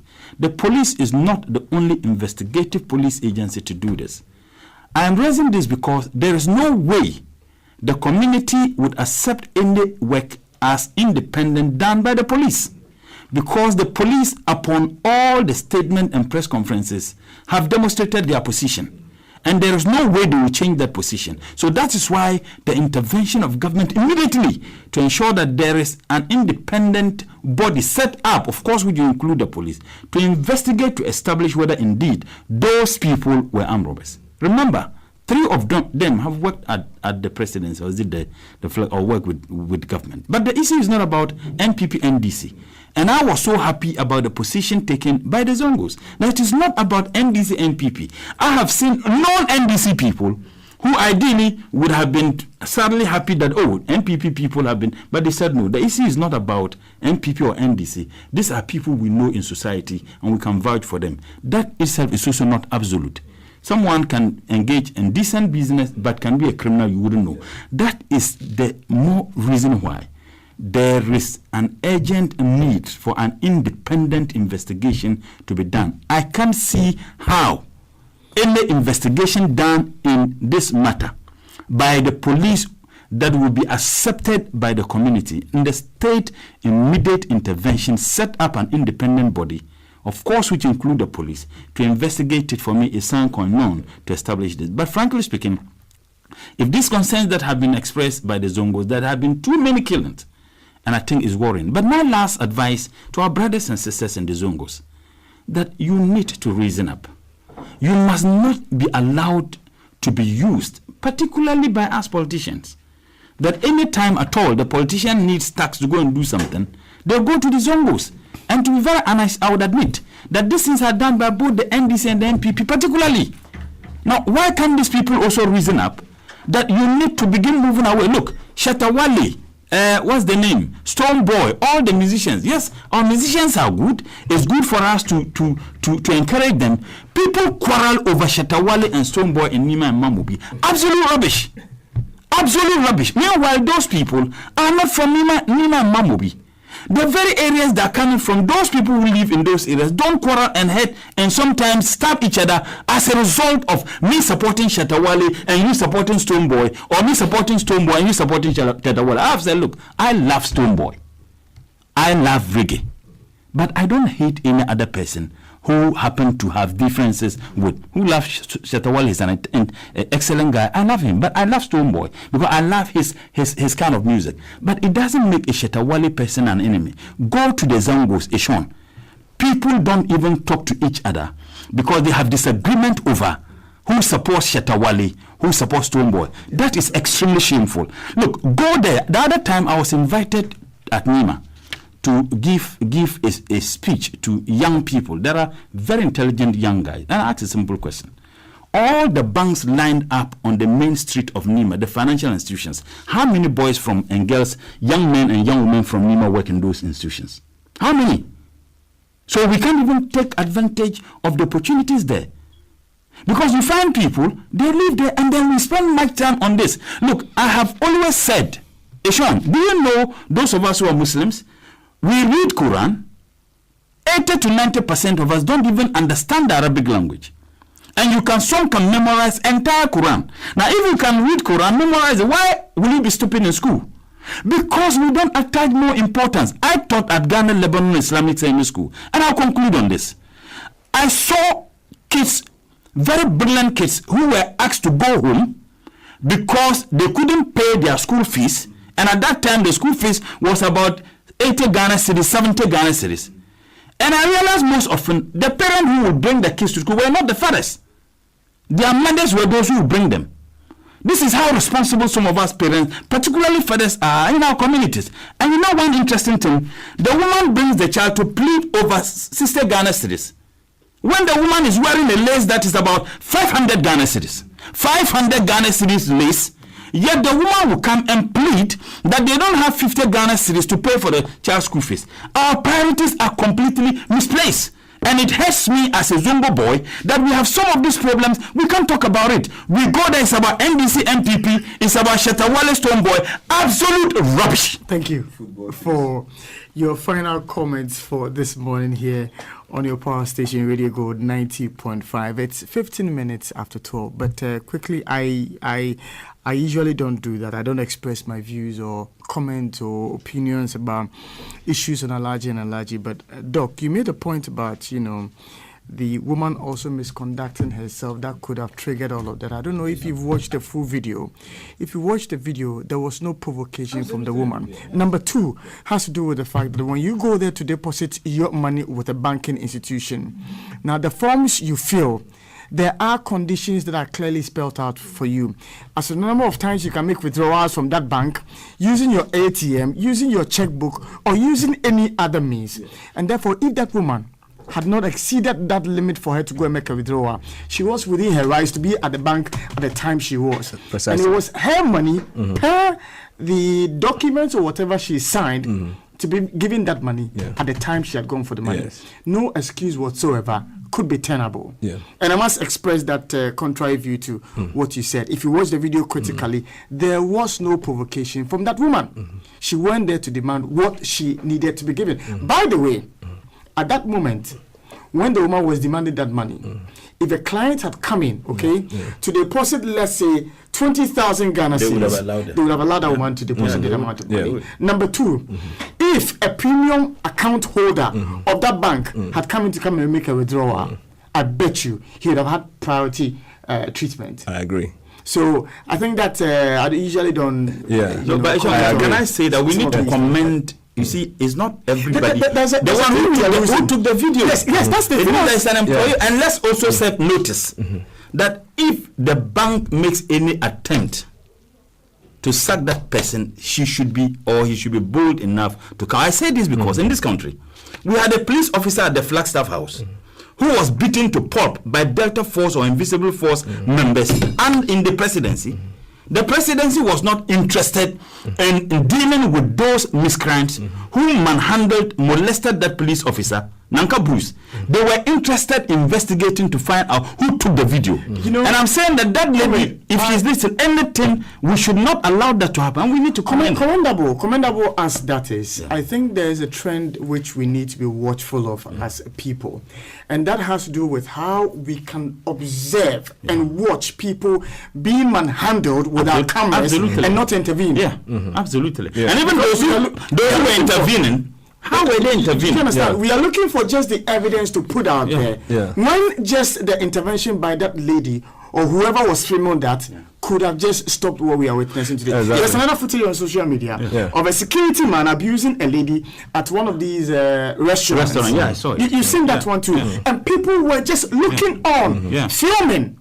Not concerned about intervening to save that life. Look, and that's where we should be concerned. The blow which the police officer missed, to be very honest, if he succeeded in landing that woman, and to be very honest, if I am the husband of that man, I would indeed sue the police officers for assault, because it's a clear case of assault.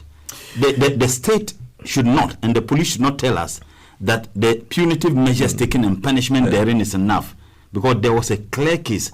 If you are a police officer, you need to be professional. Ishon, I did psychology, and I do remember that we had a lecturer at the psychology department, Dr. Afrifa, and I know that at the time when they were doing recruitment, most often he was involved, because the psyche of the people we recruit into some of these security services are very, very important. That brings us to the point which Doctor was making. That has to do with the kind of recruitment exercises we embark on in this country.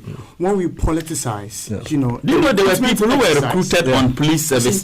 Some of them started even the military. They started training. This government came in, they asked all of them to go. When you are told to bring people from your community without any proper background checks, and because they are party affiliates, you just come in without checking their backgrounds to see, oh, this person is here. Canada, Japan sat on TV and boosted the number of people they made them recruit in the security services. But Sammy, I want you to put on record, I am not saying that the police was right. I think I started and I made that point very clear. I am just saying that at no point should we as civilians also, even if you are pushed the wall, you should attempt to be seen as trying to fight a security personnel, even if we are being provoked, even if you are being abused. There are, in fact, this is a country of law. We are under democracy. I wish to follow the due process. I wish, Patrick, I wish you would table this matter for discussion on Monday. No, talk about that the remedy you are looking for. That remedy, where are you getting it from? You are getting it from in the same video. The woman held the man's cap. No, it wasn't a cap. The man was using umbrella hitting the woman. Yes, that so what I saw is that the woman was virtually protecting herself. The woman was attacked. I agree. Remedy. Yes, the attack. Yes. You are going to make a report to PIPS. I have had instances of making reports to PIPS. If it's today, that results are going to come. Me, I don't know. Do you understand? Yes. It is because sometimes you lose confidence in the system. Yeah, that's true. That look, even when you go there, look, I had a case where the police officer investigating that matter for me tells me, we won't for dropping her. In fact, that's the modus operandi. I said, well, let's take Trotsky. The guy say, me, I do it with dropping. Do you understand me? It's always like that. It is about the system.